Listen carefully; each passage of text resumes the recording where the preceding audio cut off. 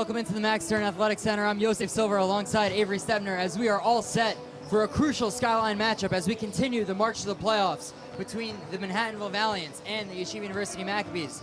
Now, both of these teams, like we said, trying to make their way, progress in the standings, make sure they are in the spot they want to be in for the playoffs. How have these teams been doing of late? Yeah, partner, it's been a wild season in Skyline basketball, and it's coming to a close with some crucial games. Yeshiva coming off a tough loss to Sarah Lawrence where they blew a double-digit lead in the last couple of minutes. They're basically locked into the 3 seed. They need to win out and get some help from Sarah Lawrence losses to get up to the 2 seed. On the other side, Manhattanville has had a rough season, but they are still alive in the Skyline playoffs with a couple of wins and some help from other teams. They can get into the playoffs as the 8 seed. Yeah, and that being said, with the results coming in from earlier tonight, Old Westbury, which is one of the teams ahead of Manhattanville, lost to Farmingdale State, which definitely bodes well for this Valiant squad to sneak into the playoffs. Now, obviously, both of these teams trying to get the win tonight. They're going to need their star players to show up. Who are we looking out for on both sides? Yeah, well, we got 2 electric guards coming in tonight. Zevi Salmon, Andrew St. Louis are both elite, high-scoring guards who are going to be very fun to watch. They'll be trading buckets throughout the night, so it's going to be a fun kind of back-and-forth game to see as the game progresses. Now, obviously, both of these teams trying to get to where they need to be. Yeshiva trying to jump up to the 2 seed, going to need a little bit of help.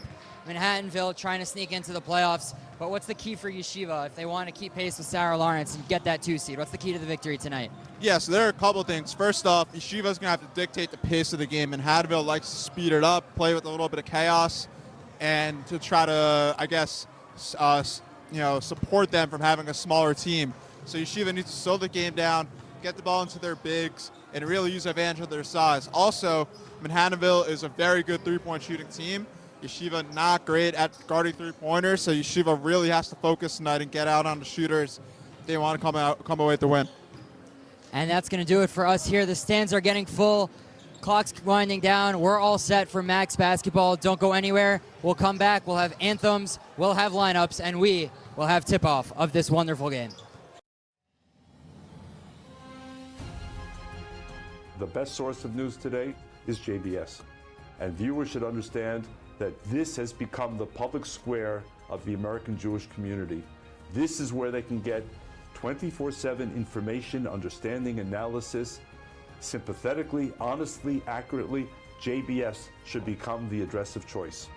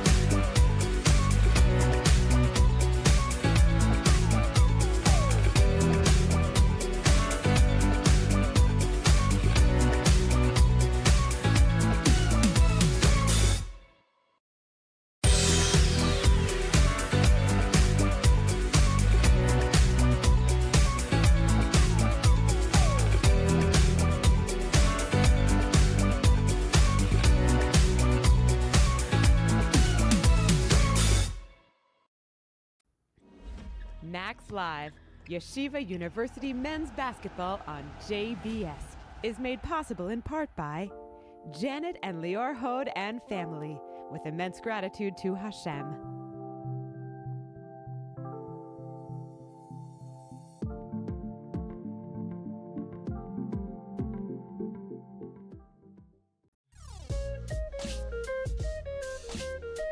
One of the aspects of being president of Yeshiva University is that I get to attend many basketball games. We have a very popular basketball team. Do people know that? Very popular basketball team. Max Live, Yeshiva University men's basketball on JBS, is made possible in part by Janet and Lior Hode and family, with immense gratitude to Hashem.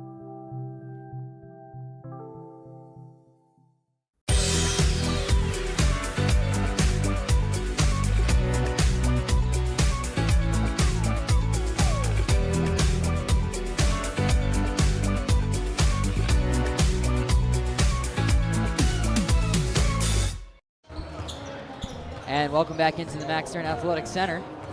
We'd like to give a huge thanks to JBS, the Jewish Broadcasting Service, for helping bring Yeshiva University basketball to a national television audience once again this season.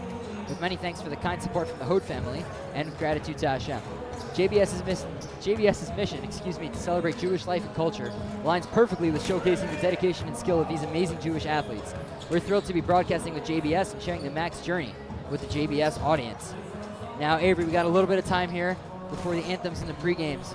So what else is there to look at? We obviously mentioned a couple keys pre-game, but what else, what can we assume that's going to happen in this game? What is there to look out for?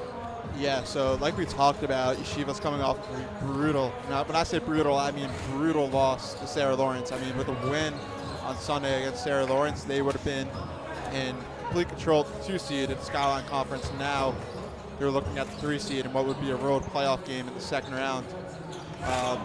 It's gonna be a tough test coming back from that. I mean, it's hard when you blow a 10-point lead. It could be demoralizing, especially in that fashion with that big of a game.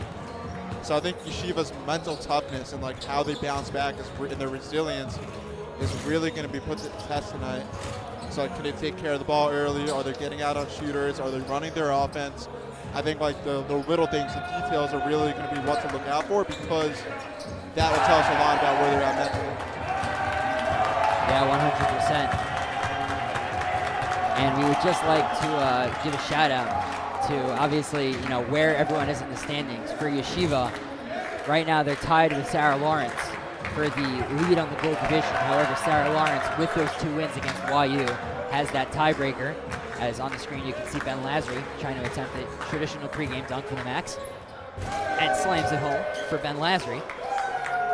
It's good he made that one. If you missed that one, it's a bad start. No pressure, But for Yeshiva, with Sarah Lawrence having the tiebreaker, they're going to need Sarah Lawrence to trip up somehow in order to jump to that number 2 seed and guarantee home field at least until the semifinal round. Obviously, the way things are set up now, if chalk holds, Yeshiva would end up traveling to Farmingdale for Sarah Lawrence, for a semifinal game. Just a quick score update in that one. Sarah Lawrence currently up 60-34 on Mount St. Vincent, so obviously not looking too great for Yeshiva, but we'll keep you updated in case anything changes.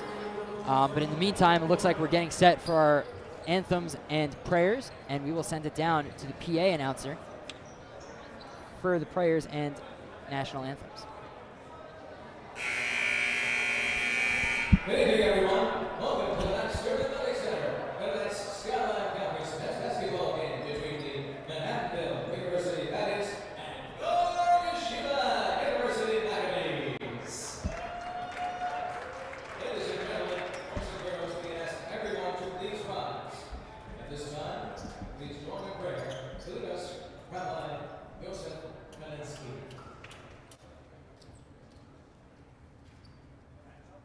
It's always important to keep in mind in all sportsmanship and fun that we're about to begin with. Keep in mind that it's day 502 since October 7th.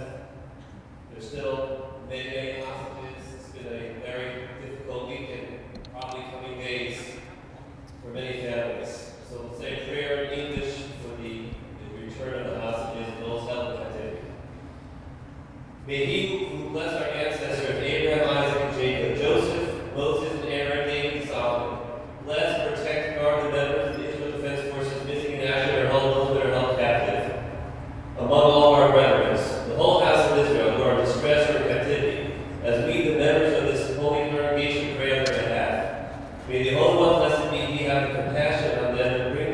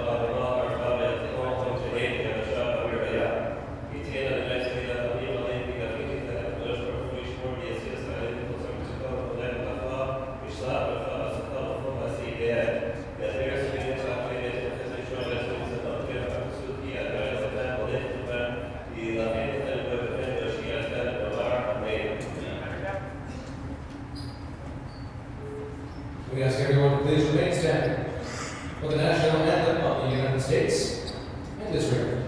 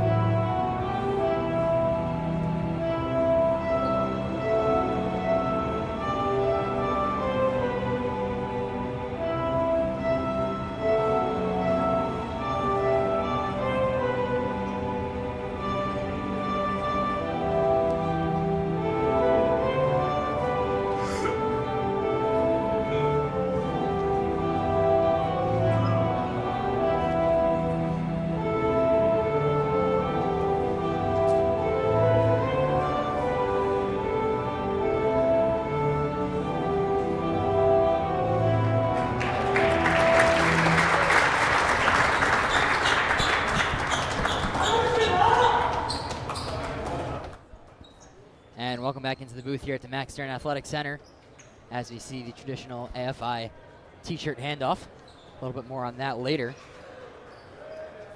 But first we're going to do tonight's starting lineups, which are sponsored by the Yeshiva University Office of Admissions. As you start your college journey, make sure you visit us online to check out all the great virtual events and opportunities we have for YU students and how you too can be a Maccabee. We're going to start with the visiting Manhattanville Valiants. At guard, the 5'11 senior from Norwalk, Connecticut, number 3, Andrew St. Louis. At guard, the 6' sophomore from Staten Island, New York, number 14, Andrew Melillo. At guard, the 6' junior from Staten Island, New York, number 22, Daniel Marinaccio. At guard, the 6'2 sophomore from Pearl River, New York, number 11, John Ranahan. At guard, the 6'2 senior from Pearl River, New York, number 12, Jack Scanlon. And the Valiants are coached by head coach Chris Alessi. For your Yeshiva University Maccabees, at guard, the 6' senior from Burtonfield, New Jersey, number 23, Max Zakheim. At guard, the 6'2 senior from Muncie, New York, number 12, Zevi Salmon. At forward, the 6'5 junior from Tel Aviv, Israel, number 13, Roy Itzkovich. At forward, the 6'7 sophomore from Givatayim, Israel, number 55, Yoav Selka. At forward, the 6'8 sophomore from Great Neck, New York, number 21, Luke Cronin. And of course, the Macs are head coached by their coach number, excuse me, the Macs are coached by Elliot Steinmetz, as always. Pardon me. Now, Avery, we spoke a little bit about players to watch pregame, but is there anyone else that we should be looking out for tonight? Yeah, so we have a important and a very impressive career accomplishment on the horizon for a certain member of the Yeshiva team. Senior guard Max Zakheim, currently sitting at 987 career points for YU. With 13 more, he will join the very prestigious 1,000-point club. So just a testament to how good he's been for how long. Just an impressive player, an impressive person, and you can see the team hyping him up right there. So 13 points is the number we will be keeping our eye on, and we'll definitely give him his proper flowers when it happens. 100%. We saw earlier this season Zevi Salmon hit 1,500 points. Max Zakheim, ultimately, he's playing in a couple less games due to the fact that, he's dealt with some injuries throughout his tenure as a Maccabee. But definitely, you know, a impressive accomplishment. Not too many players throughout the rich history of the Yeshiva University Maccabees to achieve such a feat. One other thing that I noticed going through this lineup is that Manhattanville starts 5 guards, no one above 6'2". So with YU starting 6'5" Roy, 6'6" Yoav, and 6'8" Luke Cronin, look for the Macs to maybe take advantage inside due to the height advantage over the Valiants. Right, but I think it's also, you have to look at the other side of the court, right? Offensively for Manhattanville, they're so fast. They space the floor really well. They don't really have a set offense, kind of like a 5-out, free-flowing type of offense, but the way they space the floor, it can really be difficult to guard if, you know, you're not on your game, if you're not focused. So we'll see how Yeshiva takes care of that today. And it looks like we're all set for the tip-off. It's going to be number 23, Manuel Udega. Apologize for the error in the starting lineups. But Manuel Udega is going to start for Manhattanville. And it's going to be Luke Cronin for YU. We'd just like to give a shout-out. We'd just like to give a big shout-out to the graphics team here at Max Live for designing that beautiful starting lineup graphic. As always, they do great work. And it looks like now that we're actually set to begin the tip. Ball is up. Luke Cronin forward to Zachheim, but was taken away by John Ranahan. And YU's going to start on defense. Andrew Malillo starting it out from Manhattanville. Gives it over to Ranahan. Ranahan trying to bring Oselka inside, puts it up, no good. Ball goes off Udega, and it's going to be Yeshiva University possession. Yeah, John Ranahan is definitely the second option on this Valiants team. He's very good at attacking the basket, very shifty. Also like to shoot 3-ball, so going to be a tough matchup for Yeshiva. Oselka with it. Now Zevi. Samit for 3. No good from Zevi. That's great effort by Luke Cronin to try to get the board, but St. Louis comes up with the ball. He's going to take it the other way, working on Roy Itzkovich.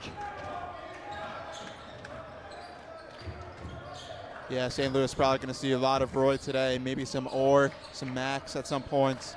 Definitely a player worthy of the top defenders for Yeshiva. And he will definitely be keyed in on by YU, as that's inside for Udega.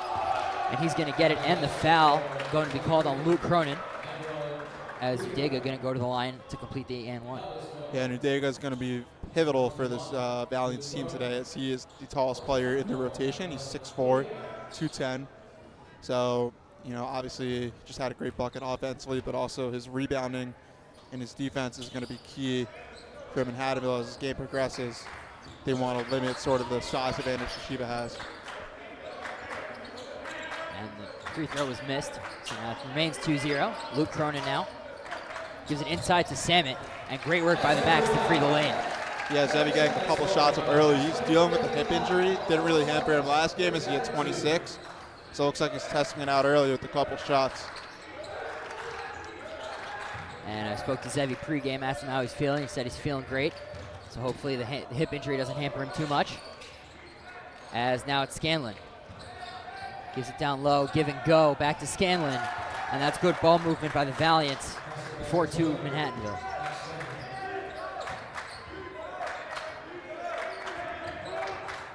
Zachheim with it. Gonna try to take him inside, gives it into Oselka. Oselka driving the lane, and that pass will get tipped out of bounds. YU retains possession. Yeah, I think these are the type of moments where you're inbounding the ball under the basket and it's so down. Get the ball into Cronin, get the ball into Oselka in the paint, and force Manhattanville to play up in size against the Yeshiva team. And the Macs were able to throw the ball over Jack Scanlon into Luke Cronin, as now it's Zachheim. Gonna go inside. Stops, gives it into Oselka. Oselka puts it up, and good from Yoav Oselka. Yeah, and he's going to have it all day, Yosef. I mean, again, Yoav is 6'8", and the tallest defender up in Manhattanville is 6'4", so like you mentioned pregame, Oselka is going to have a big day. As that pass was stolen by Oselka, taking it the other way. Full head of steam, gonna give it inside to Samit. And good selfless play by Yoav Oselka, setting up Zevi Samit. Chris Alessi, head coach of Manhattanville, gonna take a quick 30-second timeout. Don't go anywhere, we'll be right back. Hey Max fans, this is Joseph Gittler, YU class of 1996, founder and chairman of Leket Israel. The skies are reopening, so come and volunteer with us in Israel as soon as you make it here. Please also consider supporting us as you think about your charity. And of course, go Max!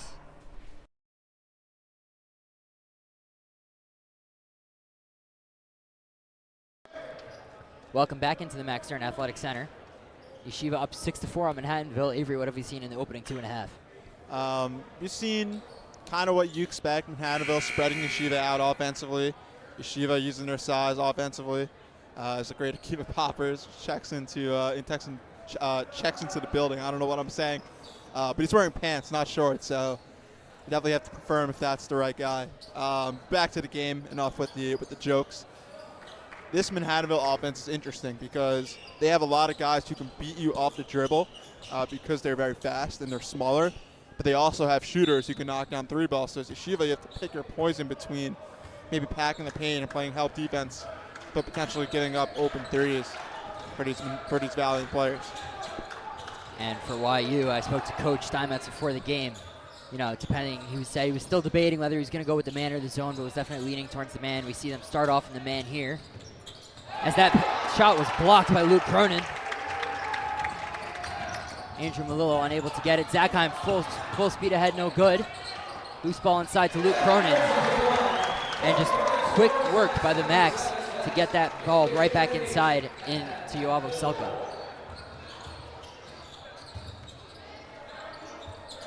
And that 3 was good. Excuse me, that was a 2 from Udega.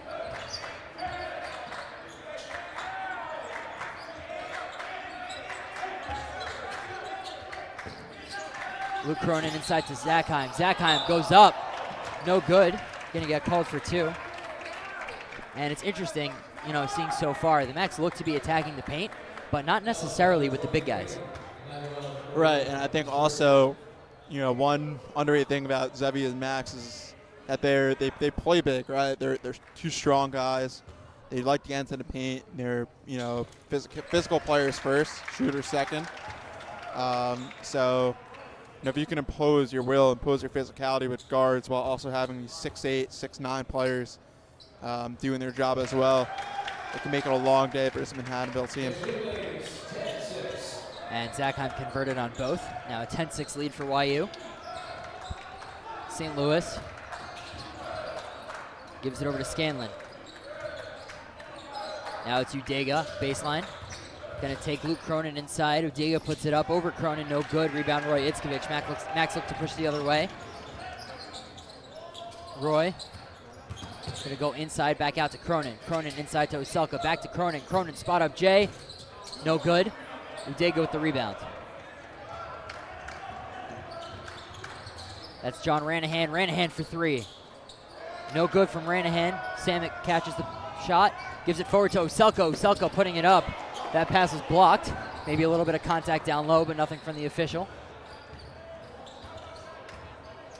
As now it's Scanlon. St. Louis now. Trying to take Roy Itzkovich inside. Roy doing a good job on defense. John Ranahan. St. Louis for 3. Back rim for St. Louis. And it's going to be the Max taking it down. Not a chance to breathe in this game. Both teams really pushing it back and forth. Yoav Oselka over to Luke Cronin. Outside to Zackheim. 4-3. No good. Oselka on the rebound. No good on the putback. And now it's going to be Ranahan taking it the other way. Forward to Melillo. Yeah, we'll see if Melillo looks to slow this ball down. It's been a very fast-paced game. Haven't even had a chance to talk yet. And has not really benefited either team because both teams have not been able to score. As that shot from Scanlon was no good. So been a couple minutes already without a bucket. Luke Cronin now. Top of the key. Max may be looking to slow it down. Gonna run a little bit of their standard sets. Samet. Melillo on him. Roy Itzkovich, elbow J, no good. Yeah, and the shots aren't falling, but I think these are good shots for Yeshiva. I mean, it's layups for Cronin, it's layups for Oselka, it's a mid-range for Roy. So the shots you want if you're Yeshiva going into this game, but they need to be able to execute, and they can't let this game stay close. St. Louis in the middle. That's good from St. Louis, breaking the scoring drought for both teams. And if you look on the sideline, looks like Coach Steinmetz is preparing a hockey-style shift. It's got 5 guys up at the scorer's table. I don't know if I've ever seen that, partner. I mean, 5 subs, depth from Coach Steinmetz. I mean, I don't know. It's new to me. And Oselka working inside, no good. Wonder if Coach Steinmetz maybe wants to, change things up, potentially give these guys a rest. Yeah, maybe sending a message. Maybe he's not happy with the execution so far. But I'm not going to jump to conclusions. As that pass was stolen, Zakheim taking it the other way. What a finish by Max Zakheim. 12-8 Yeshiva. 13.5 to go. Now it's Ranahan. Taking Oselka inside, kicks it out. Now Scanlon, St. Louis. Down to Udega. Good ball movement here by the Valiants. Cross court. Scanlon, back to Udega. Tries to give it to the corner, pass intercepted by Samet. Samet pushing the other way. Samet throws it forward for Oselka. Oselka has to just throw it at the hoop. No good. Roy Itzkovich with the rebound and the putback. 14-8 YU. Yeah, that's 3 turnovers already for Manhattanville. If they want to compete with Yeshiva, they cannot be turning the ball over like this. So we'll see if the coach maybe goes for some subs. There's a nice finish right there. And the timeout comes for Coach Alessi.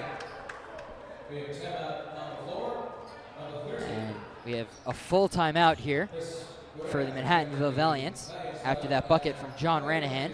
But we are going to send it to a commercial break. Don't go anywhere. We'll be right back.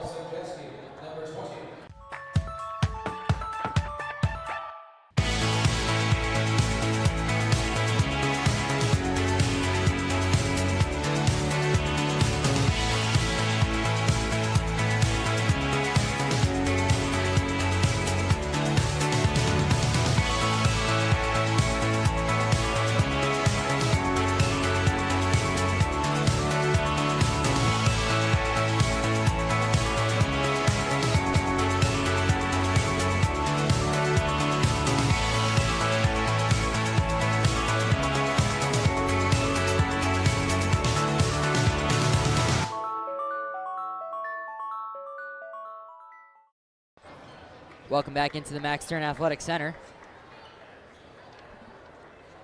We're proud to partner with JBS, a 24/7 Jewish television channel, reaching over 250,000 homes every month.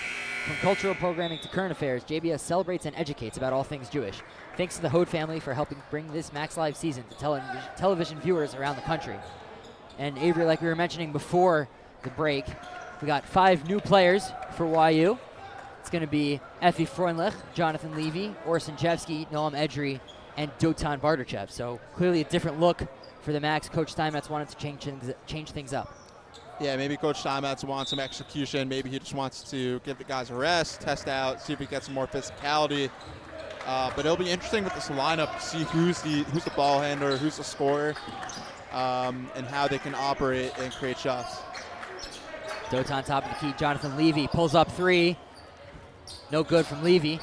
St. Louis, the good effort on the box out and the rebound. Ranahan taking it inside, goes strong to the hoop, blocked by Jonathan Levy. Udega gets it back, no good. Rebound, Dotan Barterchev. Yeah, and Yosef, this is a very good defensive lineup. You have maybe probably your two best wing defenders with Effie and Orr, with also a lot of size in there to block shots. So maybe Coach Steinmetz going for the defensive look. And Edry for 3. No good from Noam Edry. And it's going to be Carlos Urena taking it inside. Kicks it out to Ranahan for 3. That 3 is good from John Ranahan. Yeah, Coach Steinmetz not happy with Orr on that. I think he maybe wanted him to stay with Ranahan because Ranahan's such a good shooter and let the bigs handle the off-ball duty on defense. Yeah, last time these teams faced off, Ranahan led Manhattanville in points as that shot from Edry was no good. Gets his own rebound, gives it to Orr, and Orr puts it back. But just going back, Ranahan 21 points, Andrew St. Louis with 20 points in that previous matchup against Manhattanville that went to overtime. Right, I think it shows Manhattanville's a good team, right? Their record is not great, and I think they can acknowledge that much, but they're a talented team. They got a lot of scoring, and they've been competitive for a lot of the losses they've had, so definitely not a game that Yeshiva should be taken lightly, and you're seeing why early on. As that shot from Udega, no good. Dotan going to take it down for YU. Now Orson Jevsky. Levy to Dotan. Levy at the wing. Edry at the elbow. Now it's Dotan, 10 on the clock. Gives it inside to Orr. Working on the smaller Benjamin Merritt. That was no good. Rebound St. Louis. Yeah, and the spacing on that play was less than desirable. You had 3-4 guys in the paint. There's a great take that gets blocked by Fernleth, but you have 4 guys in the paint. I mean, that's just not going to work. You at least need to get one shooter out there and figure it out. Maybe keep Orr and Effie on the perimeter. As Edry inside. No good again from Noam Edry. As Udega looks to push the other way. Gives it to St. Louis, back to Udega at the wing. Puts it up. And that was Carlos Urena, excuse me. I was calling him Udega. But that was Carlos Urena on the three-pointer there, tying the game for Manhattanville, 16-all. Yeah, Urena shooting 47.6% for 3 on the season. That is absolutely ridiculous. Yeshiva cannot give him any room. There's a powerful take inside. And Udega going to get called for the blocking foul on Noam Edry. You know, tried to sell it as a charge there. The ref not buying any of it. Are they calling it on the ground or going up? Because as you'll see on the replay, goes to power dribble. Guess he had a pump fake after that, which is probably why they're going to call it on the ground. But still discussing and trying to see what the call is. I was going to say, you see the hesitation, the way he kind of pulls down before he goes up. Probably why they're getting the on the floor. Although checking into the game from Manhattanville, big boy number 55, Jack Quinn. Yeah, Jack Quinn standing at officially listed at 6'10". I'll double check that, but this Manhattanville team could definitely use some size. They're getting battered in the paint so far. As that 3 from Dotan was no good. Orsinjevsky, a little bit of contact down low. As that's Urena. Taking it inside. Chicken bake on Zackheim, that's good. Nice play by Urena. He's been electric ever since he's come in. Max Zackheim with it. Now Effie. Merritt on him. Zackheim gets it back. Brings it inside. That's going to be a foul on Urena. It's going to be his first, Manhattanville third. Going to be 17 on the shot clock. Max going to be able to inbound.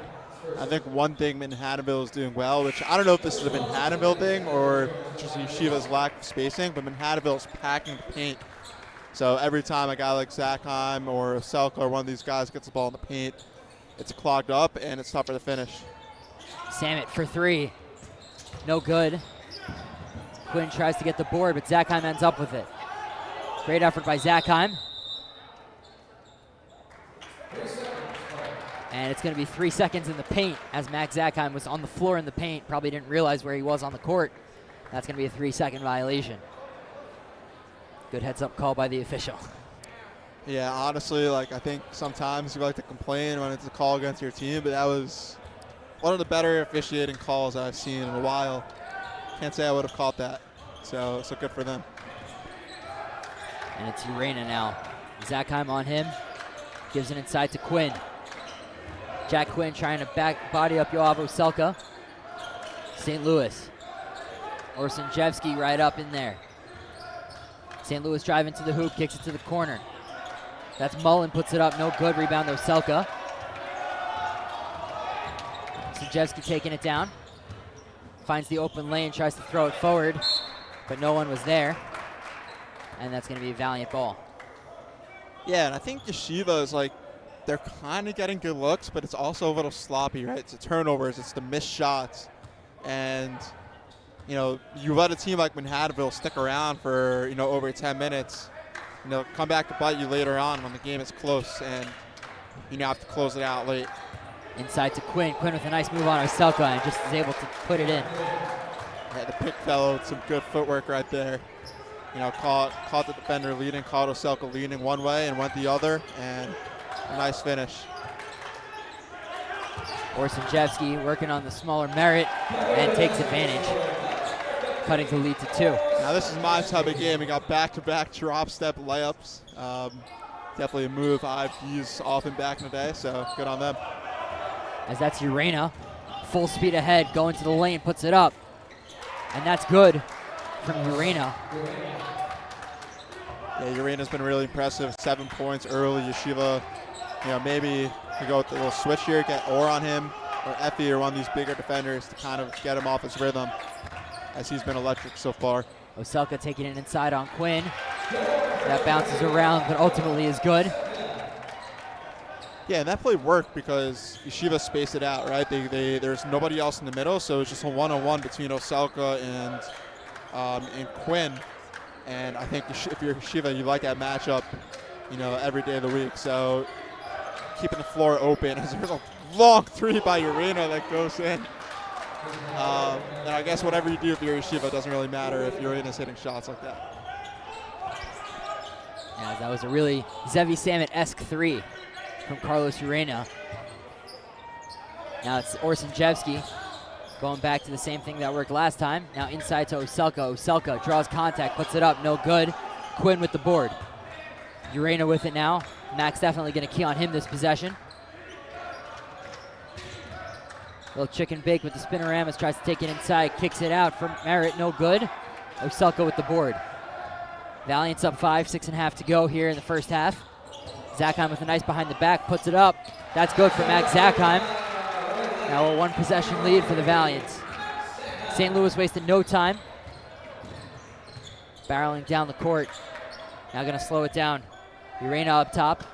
Sanjevsky now on him. Dotan. Now it's Quinn. And that's a three from Merritt. No good. And that rebound's going to go out of bounds. YU ball with 6 to go. Yeah, and one note on that defensive possession, it looks like Coach Steinmetz did switch Orr onto Urena, and Coach Steinmetz will follow that up with calling a timeout. As it's going to be a 30-second timeout, so we're going to head to a commercial break. Don't go anywhere. We'll be back. Hey Max fans, this is Joseph Gittler, YU class of 1996, founder and chairman of Leket Israel. The skies are reopening, so come and volunteer with us in Israel as soon as you make it here. Please also consider supporting us as you think about your charity. And of course, go Max!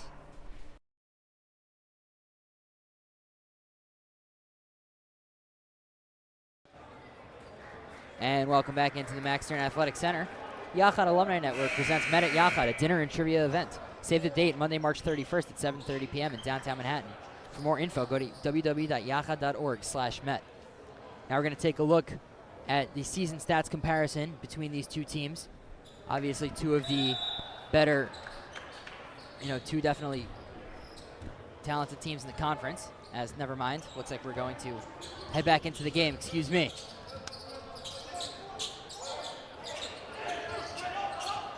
Cronin with it. A little bit of miscommunication there between us and the control room. Samet working on Malillo, puts it up. That's good from Zevi Samet. Nice shake and bake.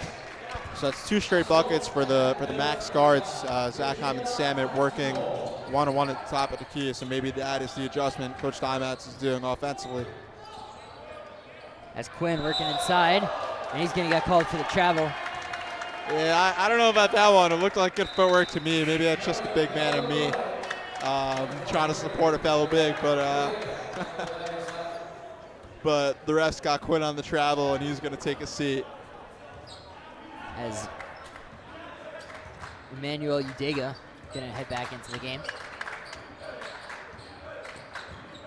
Luke Cronin at the wing. Samet. Urena right back up on him. Samet takes the screen from Cronin, pulls up. That's good. Max take the lead, 26-25, just under 5 minutes to go. Yeah, I think they found their action that they're going to run now. It's the high, the high dribble handoff, the high screen and roll, or maybe just an ISO at the top of the key for Samet and Zakheim, because Manhattanville has not proven they can guard one of those guys one-on-one. So we'll see if Yeshiva continues to go back to that. As now it's inside to Udega. Dribbles it back out. Tries to get the handoff. Samet had a piece of it, but Malillo gets it back. Elbow J, no good. And now it's Max Zakheim. Full steam ahead as he took a really tough hit into the back wall. Thankfully, there's padding there, which hopefully helped him out. But a lot of contact down low. I think the refs are going to discuss whether it reaches a flagrant foul, but Max Zackheim getting up. We know the tough competitor he is. Not going to let that stop him. Yeah, I mean, that's foul. I don't really know if that's flagrant. I think Zackheim is just so quick that it's hard to sort of time your jumps and try to block the shots. Just an unfortunate collision midair, and we hope Max is okay, as he's an incredible player. And looks like he's walking it off under his own power, and he will stay in the game. Yeah, after consulting with our trainer Xavier, an assistant coach / academic liaison, Yoni Cohen, Zackheim looks to stay into the game. Gets a big standing O from the crowd. Maybe still feeling it a little bit.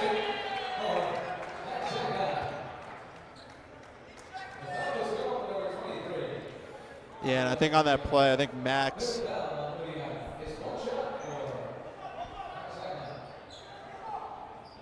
as I think they're trying to figure out whether they're going to call a flagrant or not on Udega, excuse me.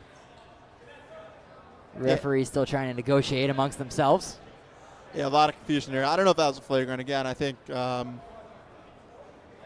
was a basketball move by the defender, and unfortunate stuff happens sometimes. I think the referees are stepping in here. They're not going to let Zackheim remain in the game. They're going to force him to at least take a seat. I don't know if there was an official word from our trainer. Maybe the refs wanted to make the call on their own. Not exactly sure what happened there.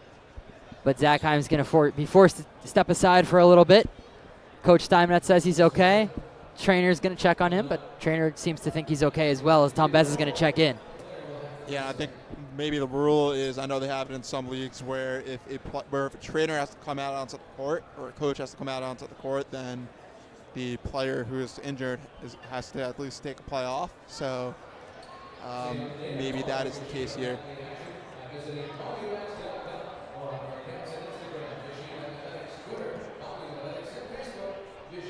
Yeah, I'm not exactly sure what the delay is here. I wonder if the officials are trying to, maybe figure out what's going on themselves. But Max Zackheim definitely looks like he wants to check back into the game. Looks like he's officially shaken off. Even Coach Alessi kind of confused what the delay is here. Yeah, pardon us here in the booth. I think we're a little confused on what's going on as well. But I think we're just glad that Max is okay. And I think Luke Cronin is going to take the free throws here. Yeah, since Max Zackheim unable to go, Coach Alessi is able to pick his shooter. And Luke Cronin rewards Coach Alessi's decision by nailing the free throw. So, partner, let's take a deep breath. Let's get back to some basketball here. It's got a great game. As now it's Urania. Gives it over to St. Louis. St. Louis taking the screen from Scanlon, puts it up. No good. Zevi Samit in now. Over to Sinjevsky on the right wing. Samit. Now Cronin. That same high screen that we've seen. Beza wide open for three. Doesn't take it, takes it inside, gives it inside to Cronin. Kicks it to the corner for Samit. And they're going to say that the bounce pass bounced out of bounds. Valiant's going to get the basketball. Yeah, and I think Beza knows he should have shot that one. He's a very good shooter. A great, 3-and-D type guy. And I think when you come onto the court, maybe trying to be a little unselfish, but shot he should have taken. And especially Beza, 4 of 7 this year from 3, so over 50%. But I guess a little bit hesitation there ended up costing the Max, potentially. As now it's Malillo. Sinjevsky working on him. Powers through the screen. St. Louis in the corner, no good. Scanlon, good effort on the boards. Ranahan taking it inside. As Cronin wound up moving away to cover Scanlon, but Ranahan couldn't hit the shot. And now it's Sinjevsky, Roy Itzkovich. Itzkovich now to Beza. Hesitation again. Now gives it to Cronin.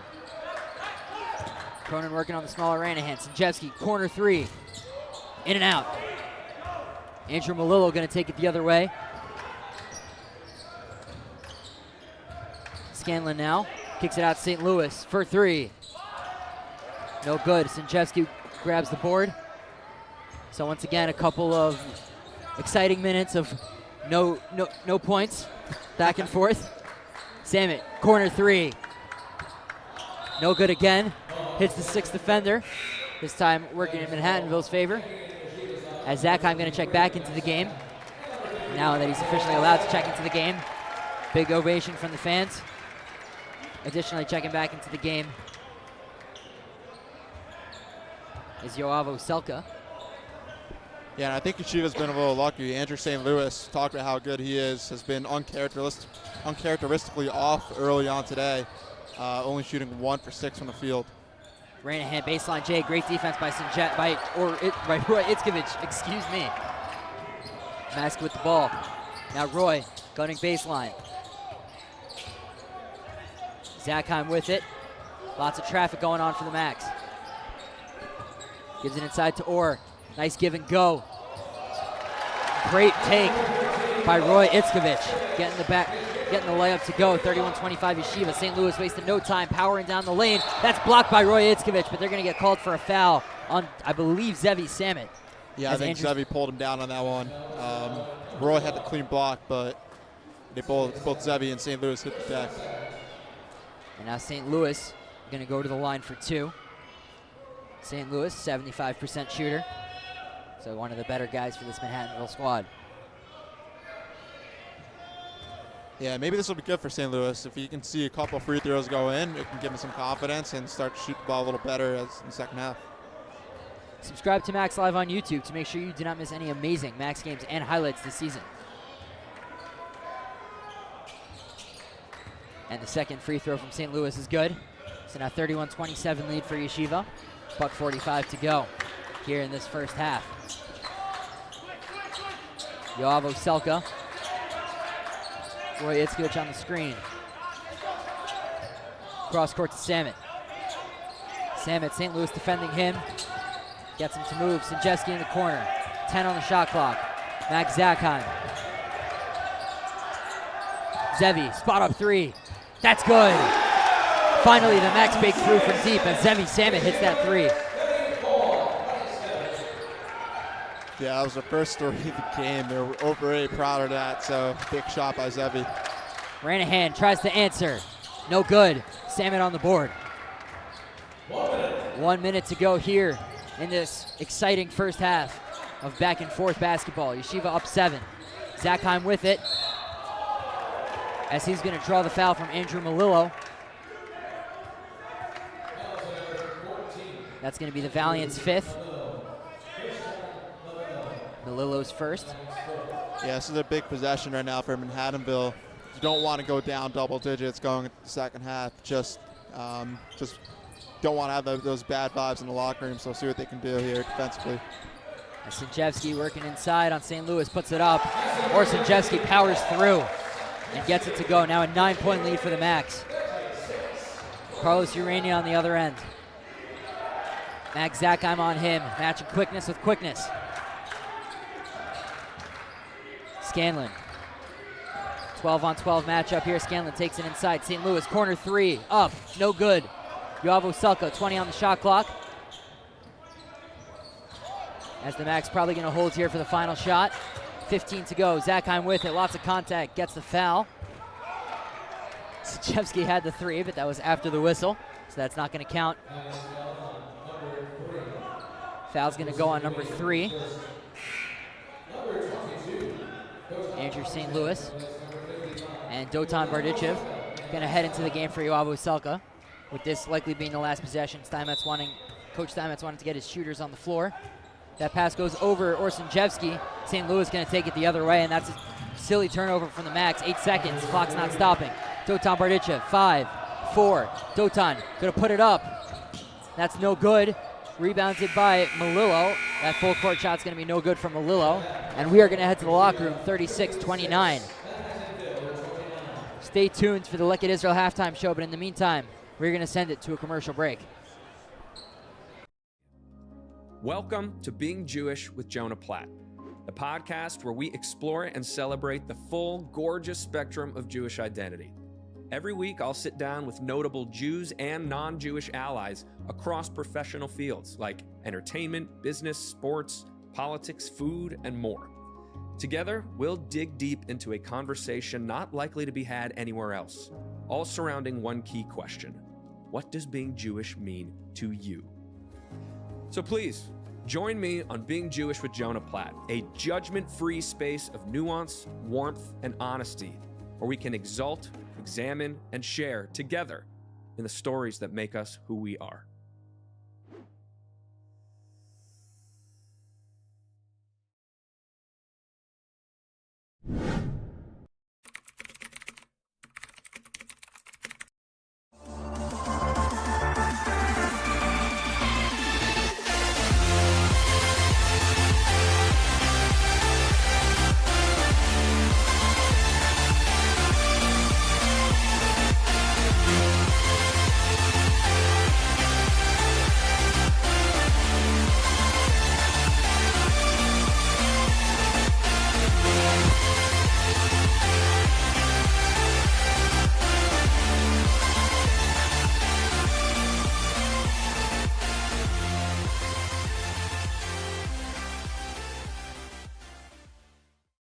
Well, the Yeshiva basketball team is doing very, very well now, and JBS is broadcasting the game. My take on that is the fact that the Yeshiva team is doing well.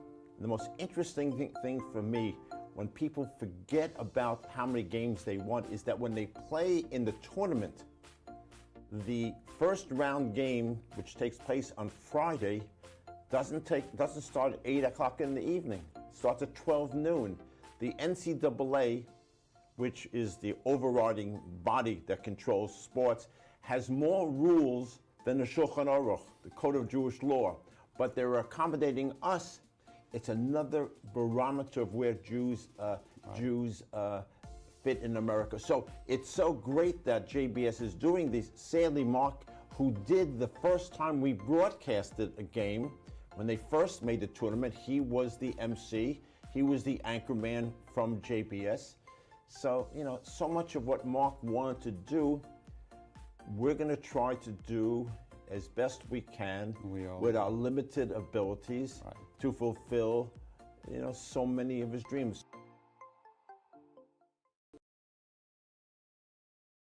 We have an amazing basketball team, the Yeshiva University Maccabees. They won 50 games in a row at one point. And we're ranked number 1 in the country in Division III. Number 1 in the country. Now, we sing Hatikva before every game along with the Star Spangled Banner. And over this past year, they've been wearing the hostage faces on their warm-up jerseys. We are out in the world as proud Zionists and proud Jews. That is who they are.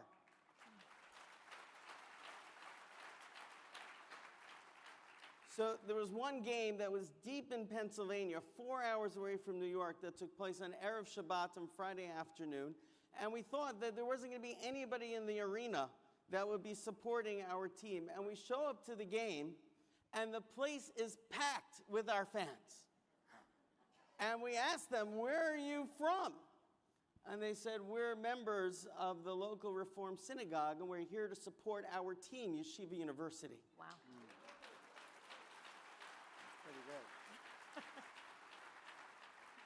And that's when our players realized that we are not playing for a school, we're playing for a people. And that is the sense that I have felt across this country, across the world with the Jewish youth and our adults, across this amazing Am Yisrael, across this mishpacha, that we all feel that we're playing for something larger than ourselves, we're playing for a people. And we are not defined and being cornered by hate, but we are defined because we support each other with love, with a shared mission and a shared purpose. And that's been my experience that's been defining this.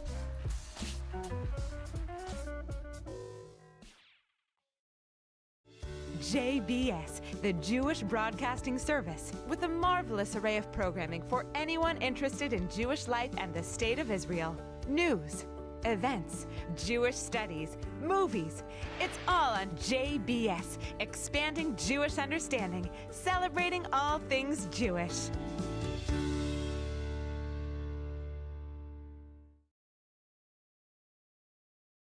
And So I know you played in, obviously, Valley Torah. Your father, Brad, who's here, and your family's here as well.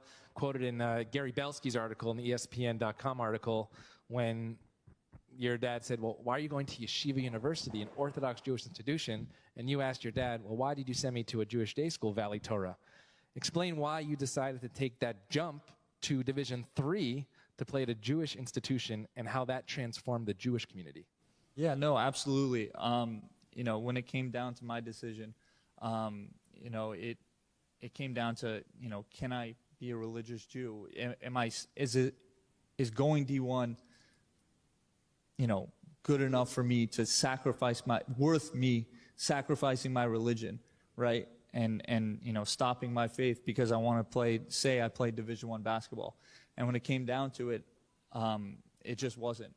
And, you know, I've seen people in the past that made that decision, you know, because of the clout of Division I basketball. And I wanted to be able to set the pathway for, you know, the Jewish kids and any kid, you know, watching, that it doesn't matter where you come from, you could succeed, and just stay true to who you are and stay true to what you believe, and you'll make it.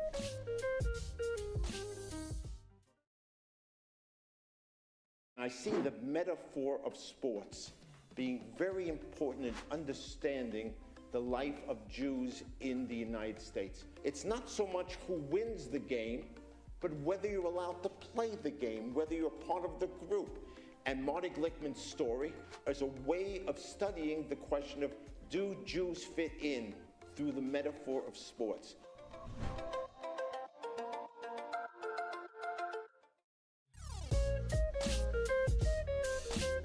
You know, one of the aspects of being president of Yeshiva University is that I get to attend many basketball games. We have a very popular basketball team. Do people know that? Very popular basketball team. Like, I thought I was coming to Yeshiva University. It'd be great academics, they're professionals, they're business, they're rabbis, they're educators. But we have an amazing basketball team, the Yeshiva University Maccabees. They won 50 games in a row at one point, and we're ranked #1 in the country in Division III, #1 in the country.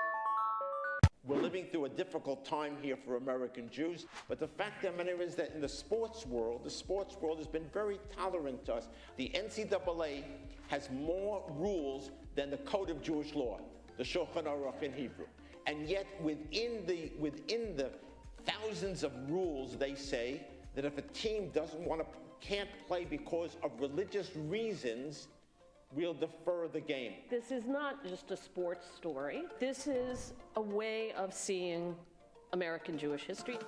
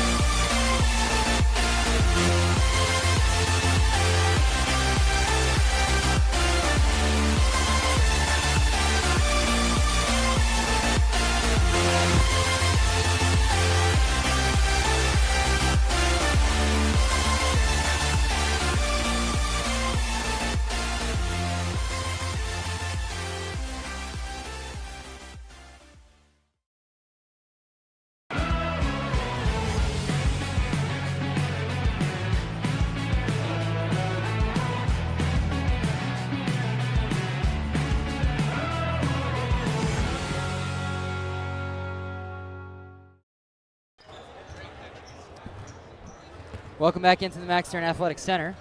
We'd like to give a big thanks to JBS, the Jewish Broadcasting Service, for broadcasting tonight's game nationally. JBS is dedicated to strengthening Jewish identity and education through their 24/7 programming. JBS is an incredible platform for sharing these games, and we're so grateful for the support of the Hode family in making this season's television broadcast possible. Stay tuned as we bring the Max energy to your screens coast to coast. Now let's get into the Lekka Israel halftime stats that are presented to you by Lekka Israel. Lekka Israel rescuing nutritious surplus food for Israelis in need. Avery, what are we looking at?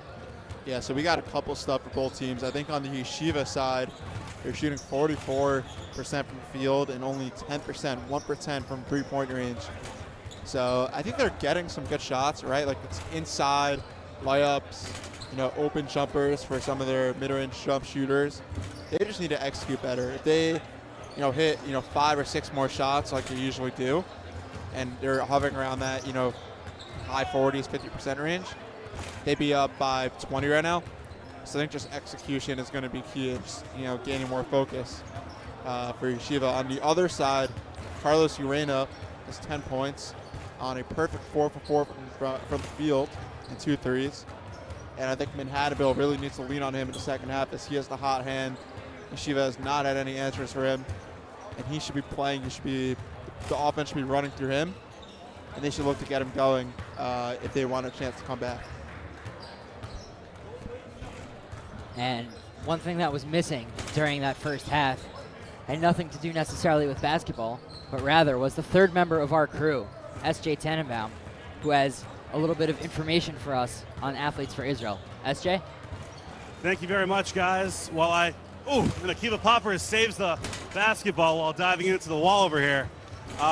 Fans, we told you a few games ago about how the Max have partnered with Athletes for Israel, or AFI, in raising awareness and a positive approach to Israel, including giving their opponents gifts, T-shirts, after the anthems before every home game, tonight no exception.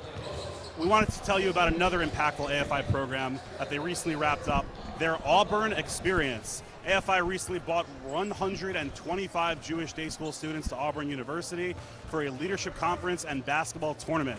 There, they got to meet the players, go to a practice, and connect with Jewish coach Bruce Pearl, a proud Jewish basketball coach and huge Israel advocate. The trip was capped off by watching the Tigers game against the Oklahoma Sooners. This is just another example of the great programming that AFI does to raise great awareness and connection to Israel in the world of sports. Kudos to AFI and the Max. Back to you guys in the booth. Thank you for that, SJ. And obviously, big shout out to AFI, who, the Max took their had their famous mission to Israel during winter break last year. And that was run through AFI. So big shout out to them for everything they've done for the Max and everything they do in general, doing a lot of good work. But in the meantime, with 22 seconds left until the second half begins, what do we got to look for from the Max heading forward? I think we'll see what type of lineups they go with, right? They experimented with, obviously their starting lineup, then they went with the complete, 5-person change. Try to go with a little more size, a little more lanky wing defenders. Now they're going to go back to their starting lineup. So we'll see how Coach Steinmetz mixes and matches. I think if, Urena or St. Louis comes out hot, at the beginning of the second half, you should throw in Orr or Effie for some defense. But that's just the mind games that these coaches are going to have to play here in the second half. And both teams look to be going with their starting lineups here, as we're going to get Carlos Urena on the bench to start out. Yeah, and I'm not sure about that. I think if, your season's on the line, you have this one guy who's just dominating the game, and it's been unstoppable. So I think they should look to get him in pretty early on and see what he has. As it's Oselka now for the Max. Roy Itzkovich, Cronin top of the key. Cronin going to take it in. Now Roy Itzkovich. Nice play by the Max. 38-29 Yeshiva. Yeah, it was a great play by Max. He set 2 back screens, one for Zevi and one for Roy, and it led to a layup. So some really good off-ball screening by Max Zakon. That was a nice play by Malillo. Takes it inside on Samet. No good, but he'll get called for the foul, as that's going to go on Zevi Samet. That's his second. teams first. I believe the scoreboard total fouls has not been reset from the first half. They're working on that now. It's a good catch by you, partner. Oh, we're always looking out at the little things. So that's why you're great. That's why you're great. As the first shot from Malillo was good, the second is good as well. And Coach Alessi is going to call a really quick 30-second timeout. Haven't even played 30 seconds of the half. But we're going to keep it here and actually take a look at a season-long stat comparison between these two teams. Both YU and Manhattanville have been, long-time powerhouses in this conference. Manhattanville maybe a little bit down this year, but we see similar numbers on the three-point shooting percentage. I think the real difference here, though, is the rebounds and assists per game. Yeah, I think it's just the job that Coach Simetz has done, just getting his guys to play as a team, just that beautiful motion offense that everyone is just enamored with. And then also the size that Yeshiva has brought in, bringing in Luke Cronin, Yoav Oselka, over the last couple of years has really paid dividends for them. Has really helped them on the glass and bringing an element of physicality that they haven't really had before. And the max rebounding this season in particular, like you were saying, has really seen an increase due to the increase in size among the roster. And we've seen that come up big for YU down the stretch. As now it's Zevi Samet with it. Goes to Oselka. Now Cronin. Zackheim's 5 on the clock. He's going to have to put it up. He does, and it falls for Max Zackheim. Now a 9-point lead for YU. Yeah, Manhattanville did a really good job at sticking with Yeshiva off the ball in that possession, but one of the perks of having a guy like Max Zackheim is he can make plays with that. St. Louis puts it up, and that's good from Andrew St. Louis. Great finish from him. Samet taking it the other way. Now look to slow to the pace. Itzkovich. Zackheim inside. As that pass was thrown by Yoav Oselka into the face of Andrew Malillo. Going to be YU ball. Yeah, we're going to watch the replay here. Some target practice for Yoav Oselka right into the face. So we're laughing up here in the booth. But another thing to keep an eye on is Max Zackheim currently at 10 points. With 3 more, he will become the newest member of the Yeshiva University 1K club. Zackheim, shake and bake, puts it up. No good. Now it's Malillo. Good effort. A lot of people thought it was out of bounds. The ref did not think so. And we play on. Scanlon inside. No good, but draws the foul on Cronin. And Scanlon will head to the line for 2.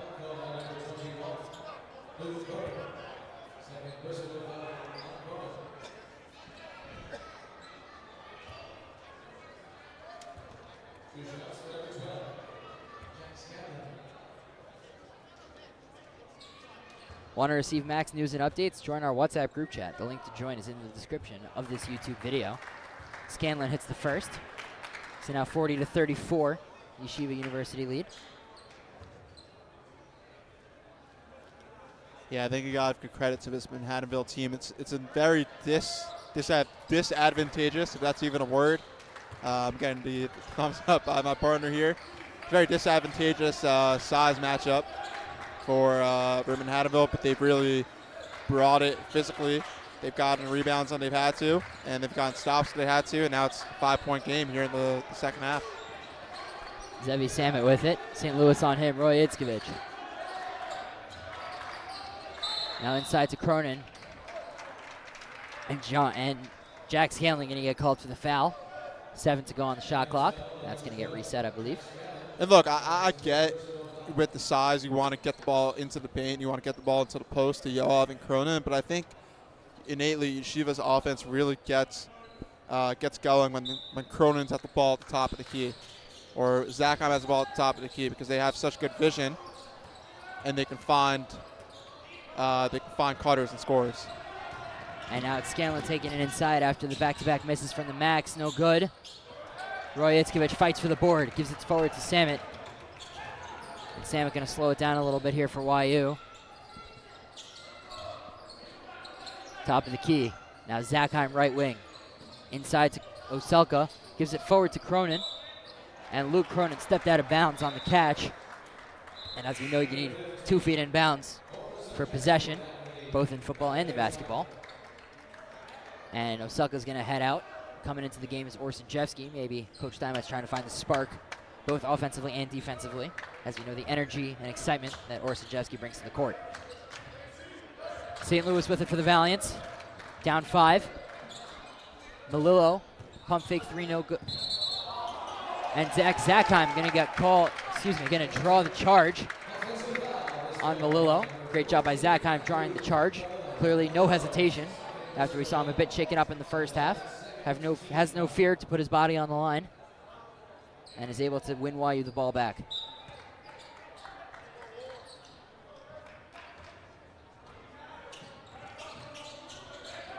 Zakheim gives to Cronin.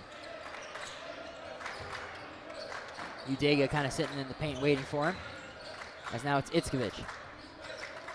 Zakheim. Salmon almost set the screen. Now Cronin inside working on Udega. Cronin puts it up, no good. Cronin fights for the board. Itzkovich gets it. Zakheim. Almost pulled up. Now Sinjevsky cross court. Zevi Samit, corner 3, puts it up. And it's good. Zevi Samit ignites the crowd. 43-35 Yeshiva. Yeah, I don't think there's an easier shot that Zevi Salmon has ever taken. That was wide open, and how good of a shooter he is. Made him pay. And Luke Cronin with a block, but going to get called for the foul on St. Louis. Yeah, I think you'll see on the replay, Cronin misread his timing here. Jumped a little too late and ended up getting the wrist. I believe it's ultimately going to be called on Roy Itzkovich. That's his first, team third. As St. Louis going to head to the line. Could have been on either. I will stand by my opinion that it was on Cronin, but it's all good. So St. Louis, the 75% shooter, 3 of 3 so far. Effie Farnless checking into the game for the Max. Benjamin Merritt and Carlos Urania checking into the game for the Valiants. So we were wondering when Urania would make his way back in. Coach Alessi deciding that now's the time. It's also interesting, Yeshiva going with a little bit of a small ball lineup without any of their centers, so maybe trying to match some of the speed that the Valiants bring. See what happens. Yeah, we saw this a little bit against Farmingdale, though even with Farmingdale, they still had Dotan Bradichev. Now they're playing Orr as the 5, if you can even call him that. Freundlich, Samit. Max going to get called for the offensive foul. It's going to go on Zakheim for the moving screen. Never mind, it's going to go on Sinjevsky.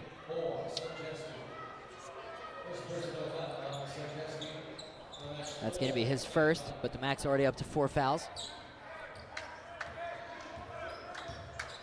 Now it's Urania. Hasn't missed yet in this one. Going back and forth on Zakheim. Pass is stolen. Tipped by Sinjevsky, picked up by Freundlich. Now Samit taking it forward. Pulls up. No good. Zakheim fights for the board. And Roy Itzkovich chips it in. Great effort by the Max on the offensive glass, converting that possession into 2. St. Louis taking it up. Itzkovich tried to stay in front of him, but still going to get called for the foul.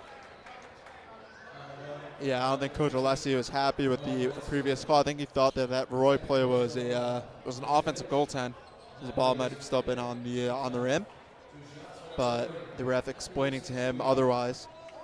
Now, one thing about this Manhattanville offense that I've seen so far is they've really excelled with a lot of high pick and rolls with Urania or St. Louis or Renahan handling the ball. So I think they should look to go back to that and get the Yeshiva defenders out of place and see if they can make them pay.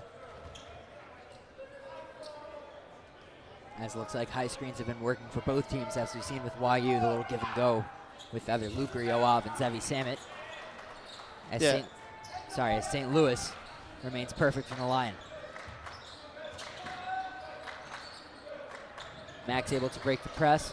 Samit, Zakheim, wide open. Boom.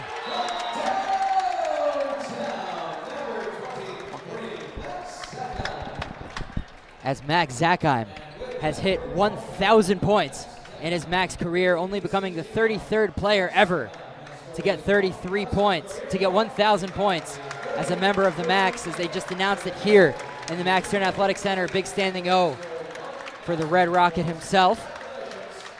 As with the timeout, we are going to step aside. Don't go anywhere. We'll be right back after a quick message.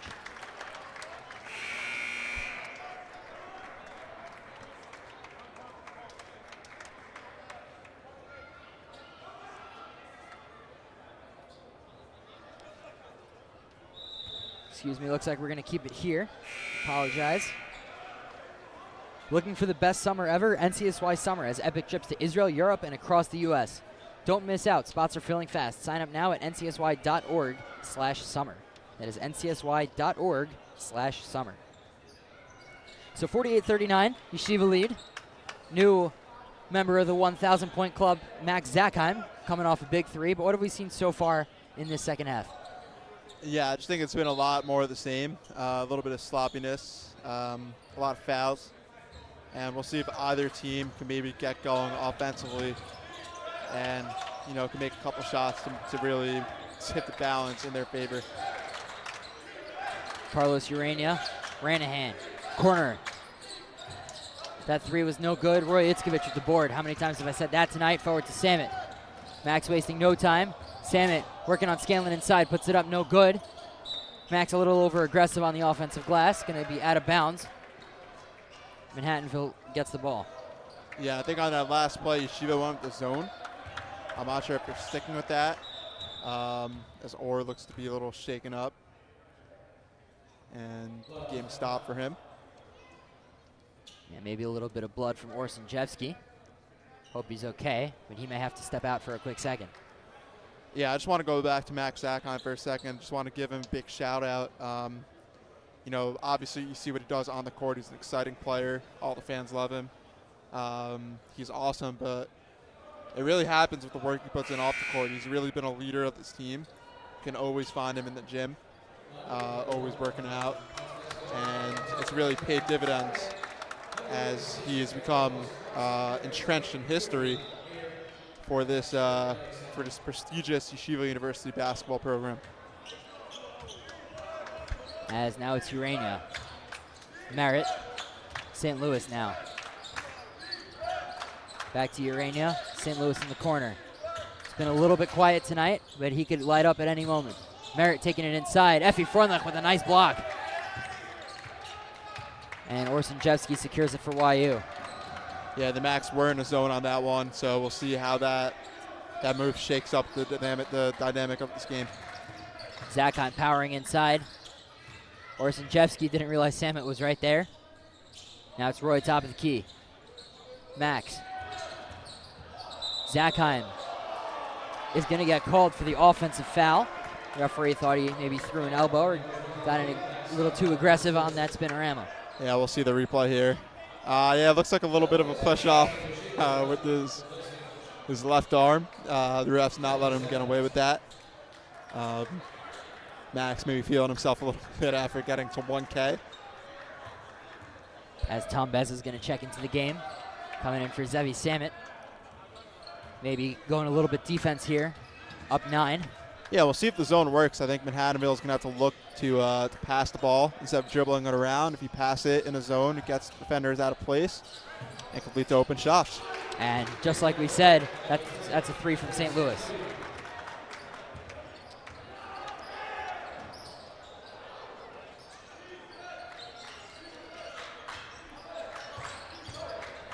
Orson Jevsky inside, no good.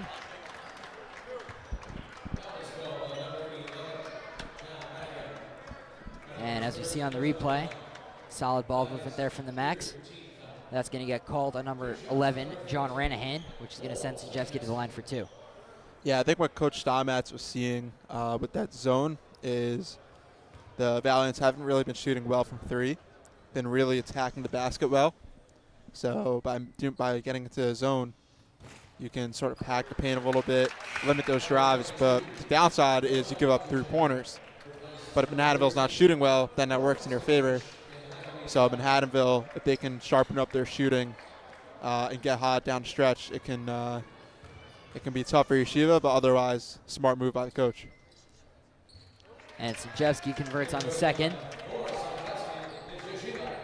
2 for 2 from the line. And just like that, they go back to a man as I as I explained the zone. Ranahan, Dotan on him. Now Urania gets past Zakheim, kicks it to the corner for Merritt. Merritt for 3. No good. Max fight for the rebound. Sanjevsky comes down with it. Zakheim going to take it for YU.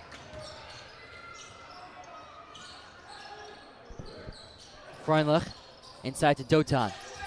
Bardichev, Beza. Now he jacks up the triple, no good. St. Louis taking it the other way. And he'll slow it down. Never mind, wide open 3. No good. Effie Freundlich. Now Zakheim. Jogging down the court for the Max. Head down, drives the lane. And he'll draw a foul. I believe that one's going to go on Benjamin Merritt.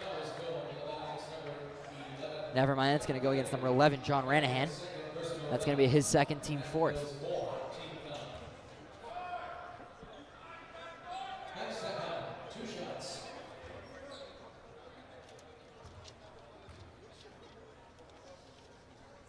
Zakheim drills the first. 84% shooter heading into tonight. So far 3 of 3 in this one. And, you know, we saw him take that hard hit in the first half, but if you turned on the TV now, you wouldn't have even noticed anything. Max Zakheim putting it all out on the line, doesn't look hampered at all, and is just, you know, going all in. As he'll get a well-deserved rest on the bench, but can't imagine it'll be for too long, knowing the work ethic and minute and rotation of Max Zakheim. And he's also had an all-around good game today. He has 4 assists, 30 rebounds. So it's not just the scoring he's provided, it's also the leadership and the playmaking. Scanlon. Now St. Louis. Feza on him. Scanlon, nice crossover, puts it up, and it's going to be a foul on the floor. Yeah, some guys are claiming for a travel, but I don't think that's gonna work there. St. Louis got a little shifty. Beza couldn't hang with him and got called for a foul. And it'll be a 1-and-1, I believe, as Yeshiva is in the bonus already with 8 minutes into the second half. And that's something we mentioned a little bit earlier. Max currently have a 10-point lead. Make that a 9-point lead. But something you definitely don't want to be doing is giving the Valiants opportunities at free points with the clock stopped. Obviously, when you're up in the double digits or in that range, the clock kind of becomes your friend. And all these free throws are going to give the Valiants opportunities to head back into the game. So the Max really going to have to play clean heading forward, as that's a miss from St. Louis. Zevi Samit taking it down. Beza going to move inside, puts it up. Great play by Tom Beza on the layup, extending it to an 11-point lead for Yeshiva. Andrew Malillo looks to check back into the game for Manhattanville, but it's Scanlon. Gives to the corner, Ranahan. Ranahan from the wing. That's good. John Ranahan hits the 3. So just when we were a little quiet on him, he wakes up. Now up to 8 points for Ranahan. Sets a nice pass inside to Freundlich. And that's going to be a foul on Benjamin Merritt, which will send Freundlich to the line for 2. Yeah, it's a good backdoor cut by Freundlich. I don't know if we'll get the replay, but Merritt is playing him up tightly, and Freundlich was able to cut back door and earn himself a foul. And I think with Freundlich, he's really settled into his role as sort of like this, you know, high-energy defender of this team. He's really learned the offense and has become a real impact player for Yeshiva for now and in the future. Freundlich on the second is good as well. Now back up to 10 is the lead for Yeshiva. 11.5 to go here. And now it's St. Louis. Beza defending him all the way up to half court. Ranahan. Excuse me, that's Scanlon working it inside. Now it's Ranahan working on Sanjevsky, puts it up. That's good from John Ranahan. So now 56-48, Max lead. Dotan Bardichev gives it over to Freundlich. Freundlich. Dotan back to Freundlich. Nice give and go. Couldn't convert. Zevi Samit tried on the offensive glass, but Urania's there to clean it up. Bringing it forward. And that's going to be a foul on Beza. It's going to be off to the side. Yeah, But we're going to see the replay here. Maybe best didn't beat him to the spot, but it kind of looked like a little bit of a push-off, but it doesn't really matter because Urena is going to head to the line for 2. as I think this is a 1-and-1 situation with Yeshiva now being in the bonus. So Zackheim's going to head back into the game, as well as Luke Cronin. Tom Bezza going to head back out. Yeah, and one thing to note, just an interesting stat, is Yeshiva has 11 second chance points on the day. Manhattanville has 0. So, again, the rebounding for Yeshiva has really helped them out. And the first one from Urania is good, which means he has earned himself another opportunity to cut the lead to 2 possessions.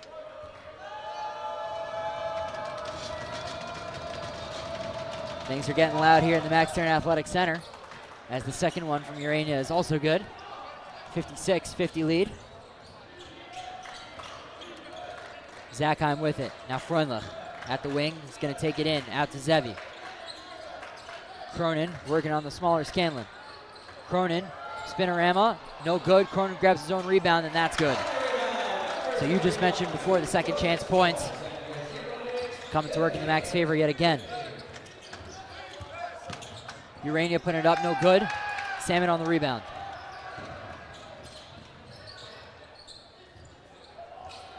Salmon looking to slow it down. Freundlich over the top to Cronin. Nice pass, goes up. No foul called as Cronin missed the layup. Now it's St. Louis inside, and that's going to be a foul on Effie Freundlich.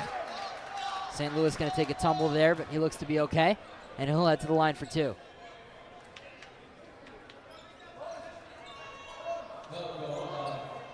And as you can see on the replay, Effie Freundlich tried to go hands up, but there was definitely contact down low.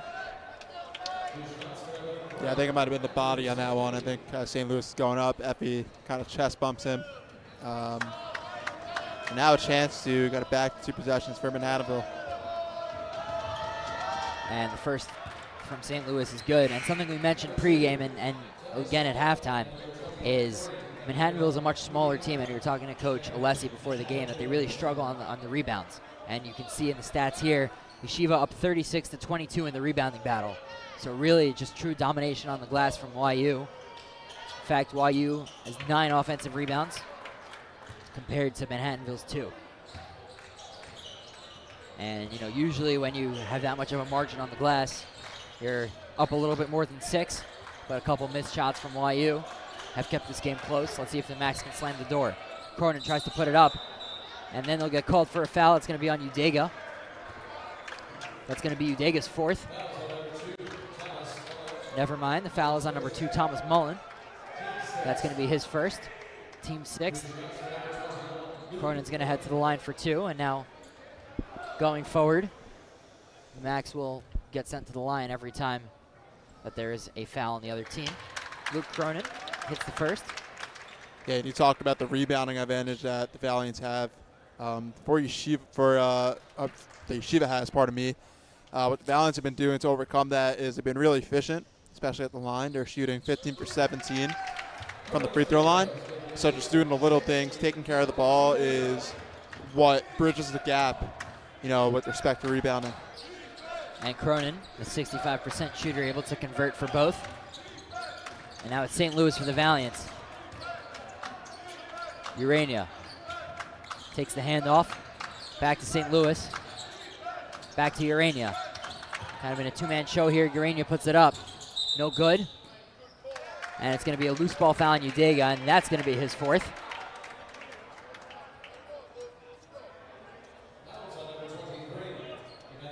So I would imagine Emmanuel Udega is going to have to head to the bench with 9:23 to go. Obviously not what you want to see from if you're Coach Alessi. You know, your biggest rotation guy headed to the bench, down 8 with 9 to go. Probably won't see him back for a while. Right, he's been battling all day with these Yeshiva bigs, and as the lone big man for Manhattanville, you're eventually going to catch yourself in some trouble. But I think for the Valiants offense, it's been disappointing, you know, the on-ball actions, the lack of on-ball actions that they've been running or haven't been running. They need to get St. Louis or Urena off of Freundlich to give them a chance to get buckets. as that's a strong take from Andrew St. Louis. Cuts the lead to 6.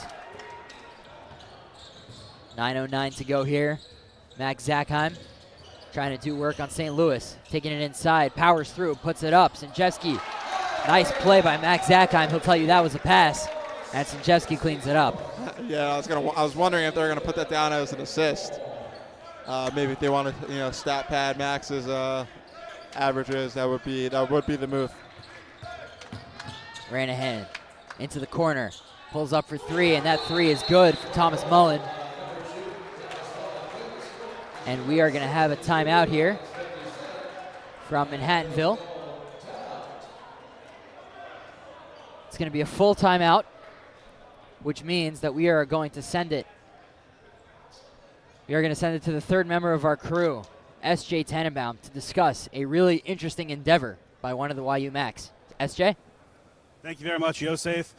Fans, we shared a few games ago about Zevi Samet's initiative, YU Ball Beyond the Court, an initiative he started to integrate Judaism into the daily schedules of the guys in the YU Macs basketball team and bring them closer together.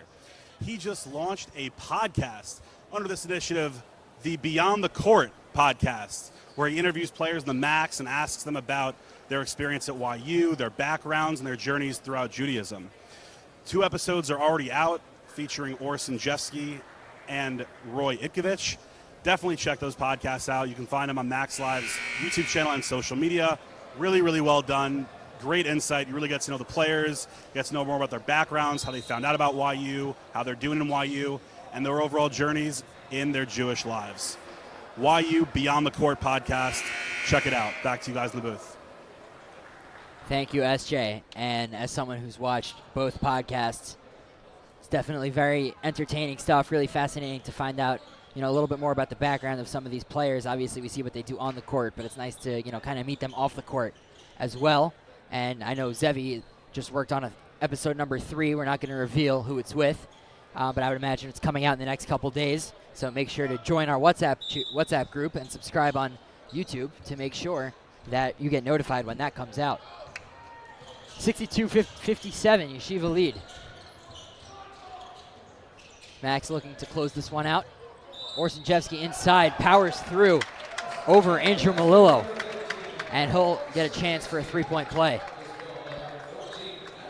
Yeah, it was a good screen for Orton. I don't think I saw Zevi with the screen. I don't think defender was ready. Malillo was ready as Orr caught it, went up right away. So good job, good awareness by Orr to draw the contact and to finish it off.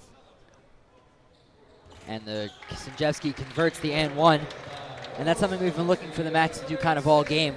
We mentioned right in the beginning the size advantage that the Macs have on the Valiants. They're able to take advantage. Yeah, and Orr specifically has 12 and 7, so he's definitely taking that message to heart. Tough 3 from St. Louis, gets it to fall.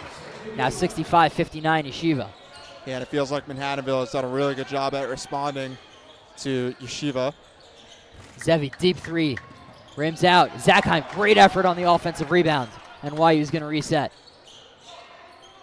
Cross court to Samet, he'll try again, puts it up. No good. Great effort by Oselka. I thought that went off Malillo, but the referee's going to say it went off Yoav. Manhattanville ball. Yeah, I think with Zevi, a lot of people look at that and be like, yeah, why are you shooting a deep 3, early in the shot clock? But a shooter like Zevi, he just doesn't have a leash. He has an ultimate green light, and you're okay with him taking shots like that because more often than not, he'll hit them. And now it's inside Ranahan. Kind of banging and clanging with a couple Macs on the way to the hoop. Yeah, but like I said, Manhattanville doing a really good job at responding, but let's see if they can be the aggressor here, get a few stops, and try to take the lead. Or Zakheim. Moving around, Ranahan on him. Sets the screen for Zevi. Samet gets it back. 5 on the clock. We've seen this before. Samet puts it up, blocked by Ranahan, not this time. Ranahan taking it in. Puts it up, blocked by Zevi. Zevi Samet, not known for the defensive prowess, but a huge block off the backboard. As that is the famous backboard from Blocks Him Off the Backboard. Shout out Charlie Bentheim. as Samet looked to be a little bit shaken up, but he gets up pretty quickly. And somehow they're going to call a foul on Zevi on that play. Great play by Samet on the block. Yeah. But John Ranahan going to earn himself 2 shots. Zevi, not something we're accustomed to seeing, but he just flew. I hope we'll get the replay soon. He just flew out of nowhere with an electric block, but unfortunately couldn't get the call his way. But still, shout out to Zevi, showing off the hops. As I guess maybe it's not an automatic 3, but leaving the ball in Zevi's hands as the shot clock runs out does lead to highlight plays. But I think on that possession, they really want to get the ball in the post. As there's Max drawing a foul, taking it inside. Or is calling for the ball aggressively in the post, and for good reason. He has 13 today. He's really been efficient. So I think if you're struggling to get a shot, a good thing to do is to feed Orr and let him go to work and use his physicality.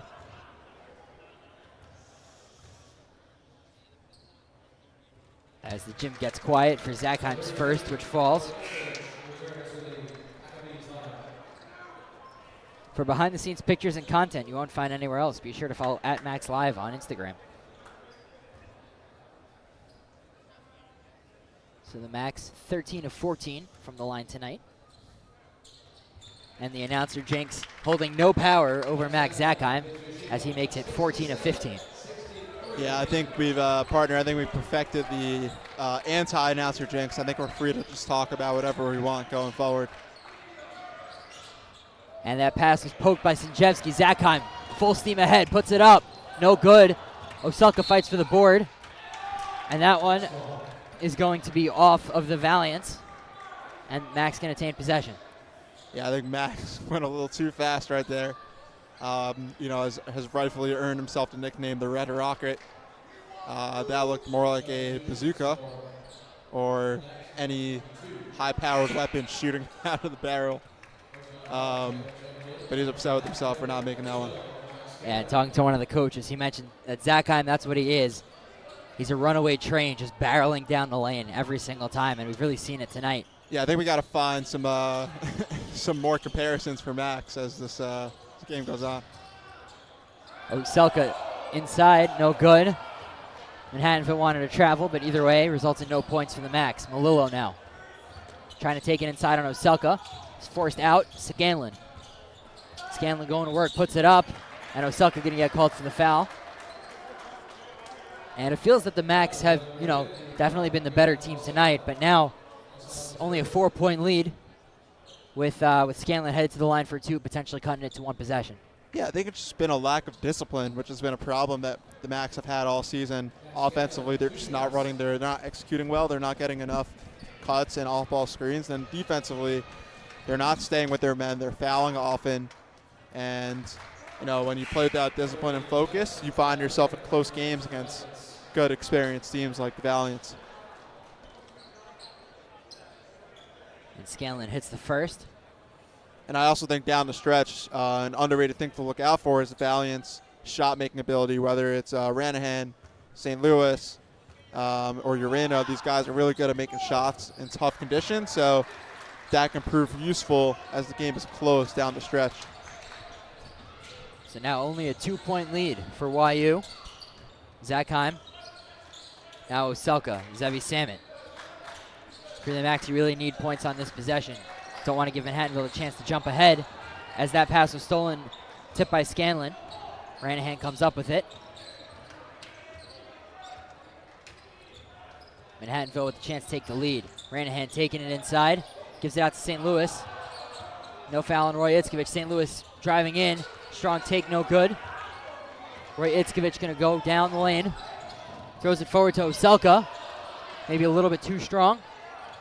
Zackheim, Dotan, 3. No good. And Roy Itzkovich going to get called for the loose ball foul. As I believe it's Malillo. That's going to head to the line, with the Max now being in the bonus.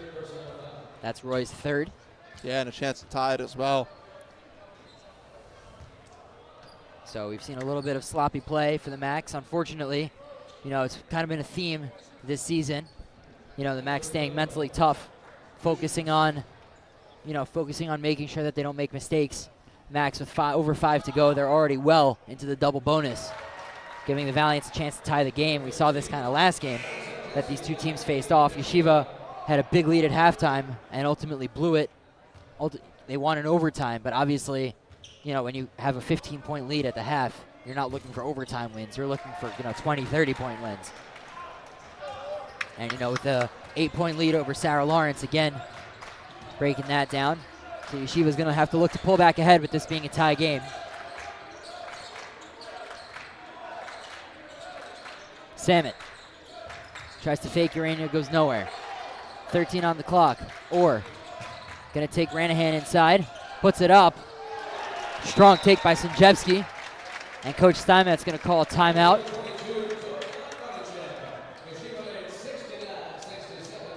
Don't go on air. We'll be right back after these messages. Hey Max fans, this is Joseph Gittler, YU class of 1996, founder and chairman of Leket Israel. The skies are reopening, so come and volunteer with us in Israel as soon as you make it here. Please also consider supporting us as you think about your charity. And of course, go Max!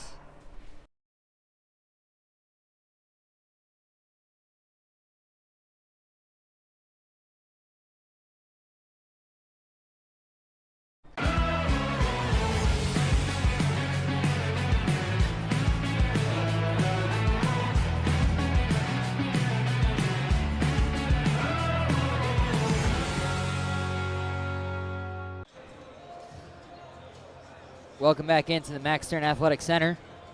JBS doesn't just broadcast games, they're all about Jewish education and connection. As a nonprofit, JBS produces and shares content on Jewish history, culture, and current affairs, partnering with organizations worldwide. With support from the Hode family, it's an honor to share Yeshiva basketball with such a respected platform in Jewish media. Now Avery, 69-67, Yeshiva lead, but barely it seems like. 4:56 to go. What's YU going to have to do in this final frame if they want to come out with the victory? Yeah, I think their offense has been a bit stagnant. I think some of the off-ball stuff isn't working quite as well. Manhattanville has done a really good job at not getting beat off the ball to the basket. So maybe Yeshiva could look to do some on-ball screens, some dribble handoffs at the top of the key to get Samet or Zachheim in space. St. Louis with it now. Malillo to the corner for Urania. Urania puts it up, no good. Fights for his own rebound, and that's going to be a jump. YU ball.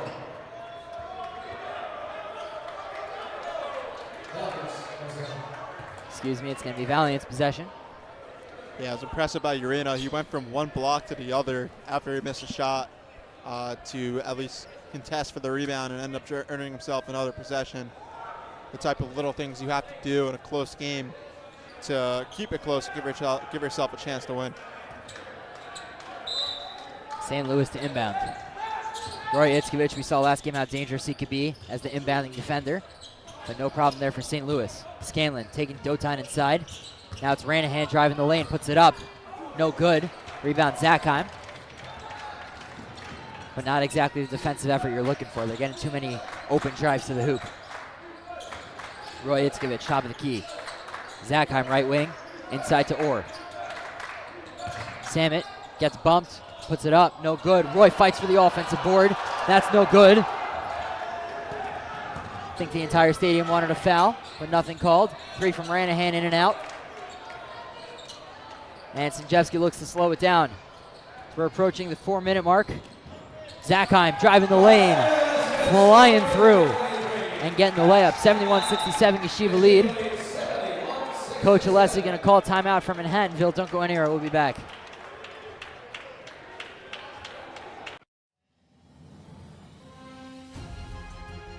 The best source of news today is JBS. And viewers should understand that this has become the public square of the American Jewish community. This is where they can get 24/7 information, understanding, analysis, sympathetically, honestly, accurately. JBS should become the address of choice.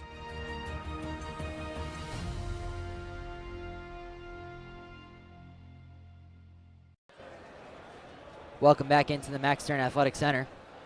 As 3:49 to go, Yeshiva up 71-67 on the Manhattanville Valiants. And Avery, what have we seen since the last break? I think we've seen Manhattanville really start to, I mentioned at one point that Manhattanville needed to get some stops if they wanted to come out victorious, and they did that for a couple possessions.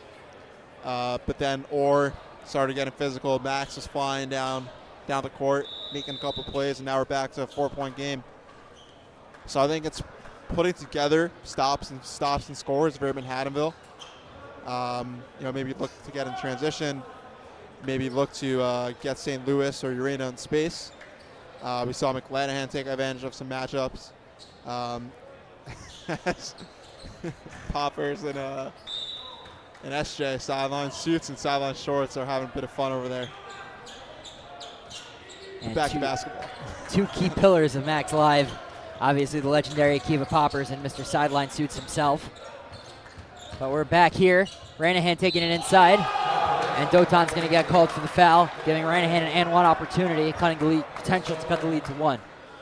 Yeah, I think Ranahan got a little fired up from Mr. Poppers and Mr. Tenenbaum. But a really good take by Ranahan. He's really impressed me with his shot making and his driving ability. And now it's a 1-point game at 3:30 left, with both seasons on the line. Zakheim. Now Dotan. Roy Itzkovich. Now it's Dotan Bardachev. High post, Orsanjevsky. Orr's going to take it inside, identifies the open lane, and gets the bucket to fall. 73-70. Just over 3 to go. Pulls up for 3. St. Louis responds, tying the game. Big basket from Manhattanville. Yeah, we talked about how electric St. Louis has been. He's really settled into this game. He's got 23 and a massive shot to tie this game up.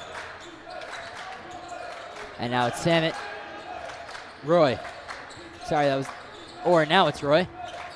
Roy working on Ranahan. Kicks it out. Dotan. Didn't take the 3. Now it's Zakheim. 7 to go. 6. Fighting inside. Gets the layup to go. 75-73. Yeshiva. 2.5 to go here. St. Louis bringing it back down. Gonna go inside, kicks it out. Urania taking it in. Out to Scanlon. Scanlon, now St. Louis. St. Louis moving in. And that's gonna be an offensive foul drawn by Max Zakheim. As it took the ref maybe a little bit of an extra second to make the call. St. Louis a bit shaken up, but looks to be okay. And that's gonna be St. Louis's second. And now Orsanjevsky going to take a seat. Effie Freundlich heading into the game. That was an absolutely massive call. I mean, that can be a 4 or 5 point swing right there. St. Louis could have gone to the line. An unfortunate break for the Valiants. We'll see if they can respond here with another stop and give themselves a chance to stay in it. And the Valiants look to be coming out in a press, trying to force mistakes from Yeshiva. We've seen Yeshiva some games deal with the press fairly well. Other games kind of struggle. I think if you're going to press, you might as well try to deny Max. He's the one guy who can really take care of the ball. So if they can keep the ball out of his hands, they can potentially create turnovers. Samet, 3, no good. Dotan puts it up, no good, but he'll get sent to the line for 2. As that's going to be a foul on Jack Scanlon. It's going to be his second. As both teams well into the double bonus here. Yeah, these are big free throws for Dotan as he gets the first one to go. If he makes this one, it becomes a 4-point game, a 2-possession game. And really when it comes down to the last 2 minutes, it's a game of possessions. Eventually it'll start getting at the fouling. And can you make it a 1-possession game? Give yourself a chance to win. Bardachev no good on the second. Nice great job by the Max to fight for the board. But that's going to be off of Zevi Samet. So 76-73 remains the score. 2:03 to go in this one. Manhattanville's going to have the ball. Yeah, and St. Louis has been feeling himself recently. Look for him to pull a quick shot early if he has a chance. I would also watch for Carlos Urania. He's been really dangerous here as well down the stretch. Malillo. Max looked to have gotten confused defensively. St. Louis, 3. No good. Orr pulls it down. Zakheim telling everyone to slow it up. 1:33 to go with a 3-point lead. Veteran guard Max Zakheim understands that the clock is YU's best friend. Roy. Or Sanjevsky, the smaller St. Louis on him. Sanjevsky powers through, puts it up, no good. Urania with the rebound. Zakheim there to defend in transition. Urania gonna take it in. Zakheim tried to play straight up defense, but he'll get called for the foul. And it'll send Urania to the line for 2. I think Max thought he had his hand straight up on that one.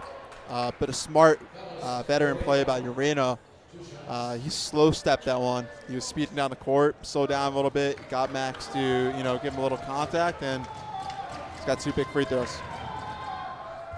Misses the first one, but that was a smart play by the freshman. We were talking to Coach Alessi. He said Urania may have been his biggest surprise so far this season. Obviously, he knows that his guy is talented, but just the way he's been able to contribute this season as a freshman, he says definitely sees bright things for Urania over the next couple years. The second one also no good for Urania. Now 1:10 to go. Zakheim doing a good job to break the press. Gets it over half court. Samet with it, 20 on the clock. Gotta imagine that Max will try to milk this one. 1 minute to go here. Max Zakheim checks the shot clock. 11 to go. And Urania gonna get called for the foul. Maybe a rough 30 seconds here for Carlos Urania, as Zakheim's going to go to the line for 2. Yeah, it's a bad foul right there for Manhattanville because you just gave the Max a chance at 2 free points, without even having to put up a shot attempt. So Max is going to calmly make the first. But giving them a chance for 2 free points, and now you're down 2 possessions, and now you have to start getting into a fouling game. Eventually, and put yourself behind the 8 ball in the last minute. Zakheim nails both, now 8 for 8 on the night.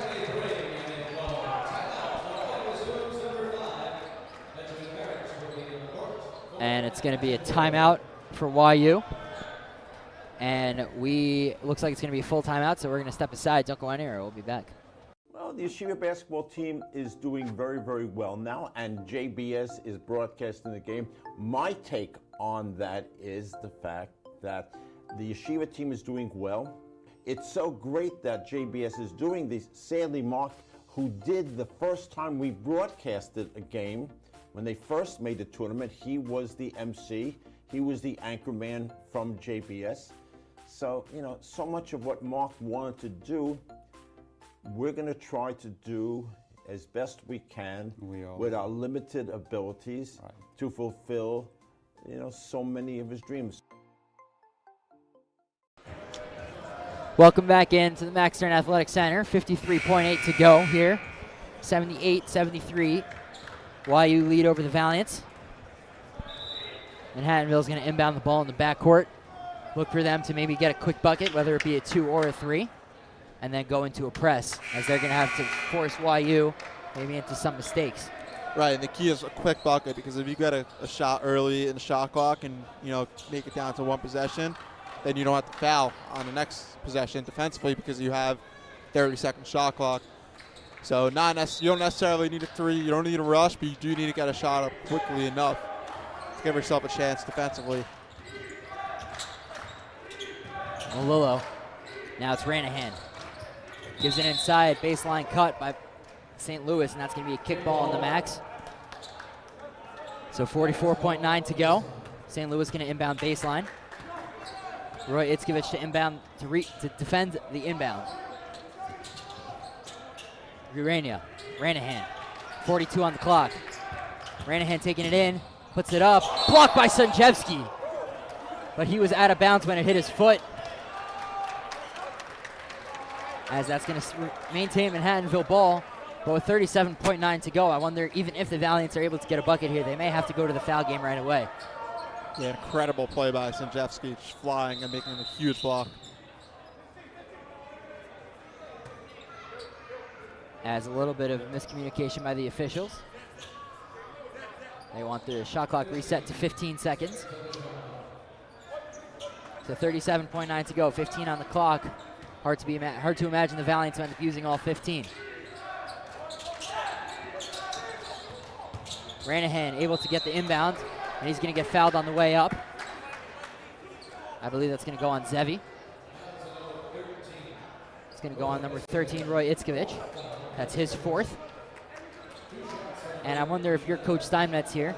Right now you have a pretty good free throw shooting lineup in, but you have some guys on the bench that really can't hit their shots, and a guy like Dotan who's shooting in the 60s this year. I wonder if he winds up going out here. Yeah, now that'll become more important as it will be a 2-possession game. The rough miss by Ranahan. And I wonder if you're Ranahan, do you miss on purpose here? I wouldn't. I mean, the odds of getting your own rebound and making a shot after that is much lower than coming back down forward. As Ranahan gets the bucket, Salmon. Vicious Manhattanville press, and Coach Steinmetz wisely calls a timeout. Yeah, when they come back, they're only going to have 2 seconds, I believe, to advance the ball past half court. So they have to keep that in mind. That's definitely going to be something to look out for here. As you'd imagine, Coach Steinmetz going to go with the free throw shooting lineup potentially. The lineup he had out, at least before the game, Sam at 89%. He's obviously the guy that the Macs are going to look to get the ball to if Manhattanville chooses to foul. If not, Zach Hyman, excellent 84% and a notable 8 of 8 tonight. Salmon has yet to have been to the line tonight. Roy Itzkovich shooting 83.9%, so just a tick behind Zach Hyman. He's also not been to the line yet tonight. Dotan 62.5, so he's probably the guy that Manhattanville is going to try to force the ball to. And Dotan on the night is 1 of 2. And then Orson Jevsky shooting 71.4%. 3 of 3 tonight, though. So definitely the Valiants are going to try to get the ball into the hands of Dotan. The Macs are going to look to get it to either Zevi, Max, or Roy Itzkovich, most likely. Yeah, I think it's key if you're in Manhattanville to understand that you have 30 seconds. So you have some time. You don't necessarily need a foul right away. You could try to force a turnover or force the ball into Dotan's hands or Orr's hands to give Yeshiva a worse free throw shooter at the line. And the Macs able to get it over. And St. Louis going to foul Sanjevsky. He didn't think so. But either way, going to get called for the foul. And smart move by Coach Steinmetz, putting Dotan as the inbounder, making sure that whoever was going to catch the ball, it wasn't going to be Dotan. And obviously, we know Dotan, just an excellent passer, able to really find and convert on that play. So Sanjevsky going to head to the line for 2 with a chance to extend it to a 6-point lead with 28.7 to go. He's going to get 2 shots.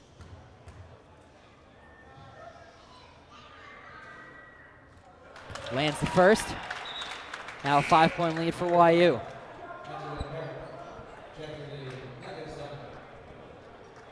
Yeah, I think after this, it might be time for Manhattanville to look for a quick 3. You got to make it a 1-possession game. You don't really have much of a choice. Sanjevsky misses the second. St. Louis going to run. St. Louis step back 3. No good. 6th defender. Strikes at a really bad time for Manhattanville. As a 21.3, YU's up 5. Orson Jeffsey's going to not check out, excuse me. Yeah, Manhattanville's only hope here is to force a turnover. Let's see what they can do on the inbound defensively. Dotan gives it forward to Zevi. And Zevi's going to try to run away from Valiants. And then he'll get fouled. I believe that's going to go on Malillo.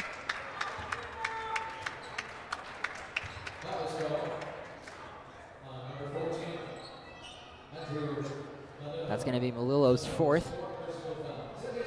Zevi Samet, a.k.a. Mr. Automatic, at the line for 2. You're playing with fire, my friend. You are. Not with Zevi Samet, as he hits the first. Zevi's going to rewatch the game and wonder why he missed his last free throw, and he'll see why. The announcer jinx. Never mind, he made it. So you're good, partner. You're all right. And that's forward. Ranahan puts it up. No good. He gets fouled. A little bit of an ill-advised foul there for Yeshiva, but with a 7-point lead. Maybe a little bit of room for error, but obviously that's been the key for the Macs. Just consistent mental errors. Little mistakes here and there. You don't want to give Manhattanville any hope of climbing back into this one. And it's going to be 2 shots for Ranahan. Ranahan lands the first.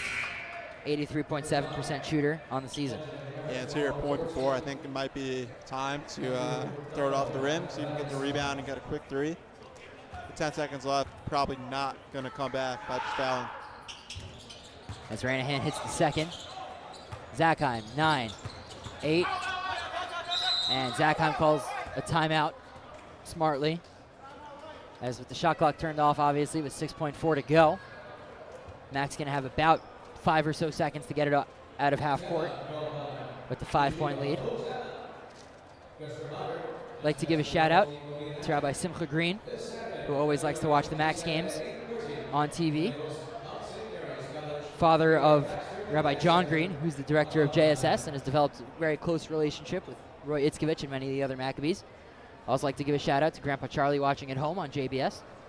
Shout out to my cousin Eli Ruchelsman and Moshe Ruchelsman as well. Shout out Grandpa Charlie. Always great to have him tune in. And again, I think here at Max Live, I think it's important to again acknowledge and give a shout out to Max Zackheim for getting himself into the 1K club. Really just a great accomplishment. I mean, it's so hard to be that consistent over so many years. So just really impressive, a great person, and a great leader for this team, you know, getting himself into the record books. And I just want to give another shout out to the 4th member of our crew, Aaron Whedon, helping provide the stats. You know, wanted to announce this game, ultimately wasn't feeling well. Shout out to Whedon watching at home. Shout out to Avery for stepping in last minute.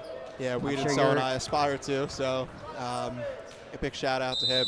And I'm sure your professor will be milking you later. I don't know forward if he will. to Samit. Samit gets swarmed. Zackheim gets it. And foul with 1.2 to go. Sure going to give the Valiants a real, really improve their chances of winning by committing that foul with just over a second left in this one. Well, I think Max will be happy. I mentioned this last game. No better feeling as a player to get 2 easy points at the line to end it. Pat the stats, and Max with 23 today, looking to get 25. Lands the first, now 9 for 9 from the line for Zackheim. Opportunity to get all the way up to 25 to go along with his 4 rebounds and 4 assists in 33 minutes. Zackheim on the second, also good, 1.2 to go. Inbound, St. Louis puts it up, buzzer, no good, and that's going to be it for us.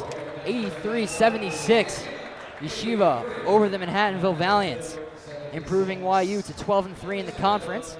So we'll have to wait another night to see if the Max can get an opportunity at home court, but don't go anywhere. After this break, we'll be back with the post-game show where we will have SJ interview some of the players of the game right after this.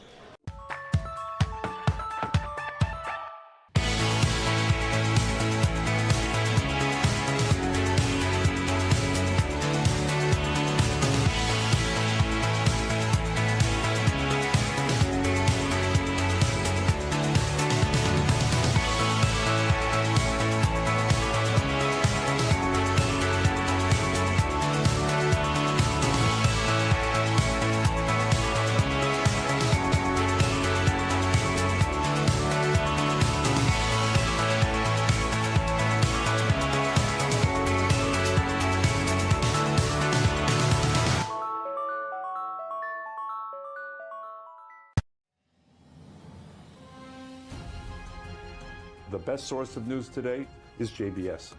And viewers should understand that this has become the public square of the American Jewish community.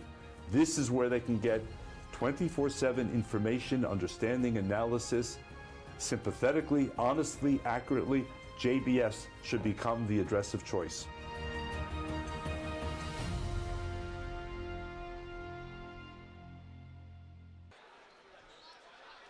Welcome back into the Max Stern Athletic Center as the final score is 83-76. YU defeated the Manhattanville Valiants. We'd like to give a big thank you to JBS for bringing YU basketball to television viewers across the nation. As a Jewish multimedia channel, JBS is committed to promoting Jewish education, culture, and values. Special thanks to the Hode family for their generous support. We're thrilled to have shared the Max journey with you tonight, and we can't wait to see you back here for the next game. And with that, we are going to send it to the 3rd member of our crew, sideline reporter S.J. Tannenbaum, standing by with player of the game, Max Zackheim. Thank you very much, guys. Fans, it's not common that we get a milestone post-game interview, but I'm here with Max Zackheim, not only the player of the game, but the newest member of the 1,000 Points Club. Max, right off the top of your head, what does that mean to you? I mean, it feels good for sure. I mean, like it's been a long journey. Since high school, been at multiple places. I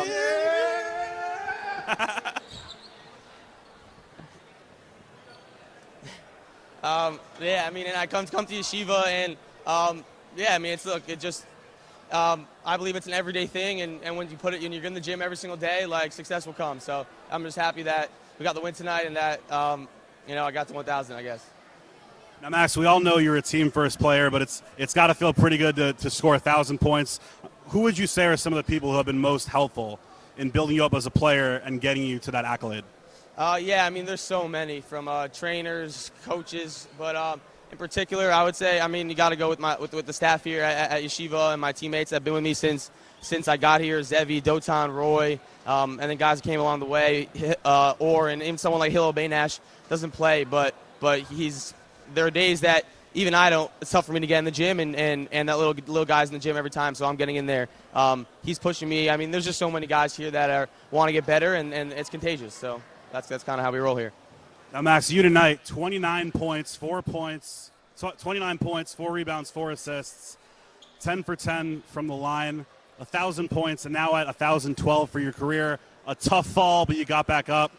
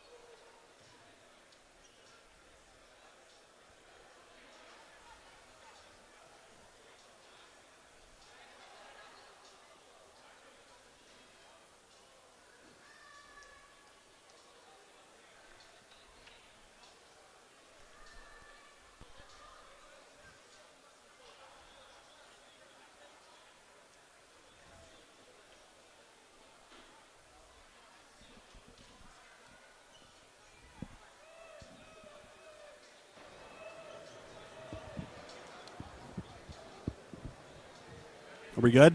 We good? All right. Max, if you don't mind, we're just going to go back to that last question. So you tonight, 29 points, 4 rebounds, 4 assists, 10 for 10 from the line, 1,000 points, 1,012 now for your career. A tough fall. I know the whole crowd, myself, the whole team, we were kind of nervous for you. Speak to the resiliency to not only reach a milestone, but also have a great game and get the win in a very, very close game against Manhattanville. Yeah, I mean, these guys always give us trouble. They spread us out, they drive us, but I mean, look, it's February, March, like it's tournament time. So like, there's nothing that's going to stop me. It's going to stop our guys from doing what it takes to win. We're fighting for playoff positioning in the Skyline tournament and trying to reach the NCAA tournament, something that we came up short the past 2 years. So happy I'm able to get back out there with my guys, and we got the win. That's most important. We got one more, and then it's win or go home. So we just got to keep on getting better in practice and keep on going. Max Zakon, player of the game, a.k.a. the Red Rocket. Anybody you want to shout out watching at home? First shout out is the newest member of the 1,000 Points Club. I just want to shout out my family that always watches the stream. My mom's in Israel watching. I think right now she told me she was, so I assume she is. Evan Solomon, and just everyone that supports me and the Max, so I appreciate it. Max Zakon, player of the game. Back to you guys in the booth. Thank you, SJ. We apologize for the technical difficulties, but big shout out to Kiva Popper as an executive director, our own Traurig, Eitan Traurig, excuse me, making sure that those get fixed as soon as possible. We'd also like to thank everyone who made this production possible. The aforementioned Eitan Traurig, executive producer Zevi Pancer, associate producer Dovid Samson, assistant producer Zachary Siklik and Matthew Lauren, and our camera operators Moshe Laub, Mark Benzikin, and Kobe Nurani.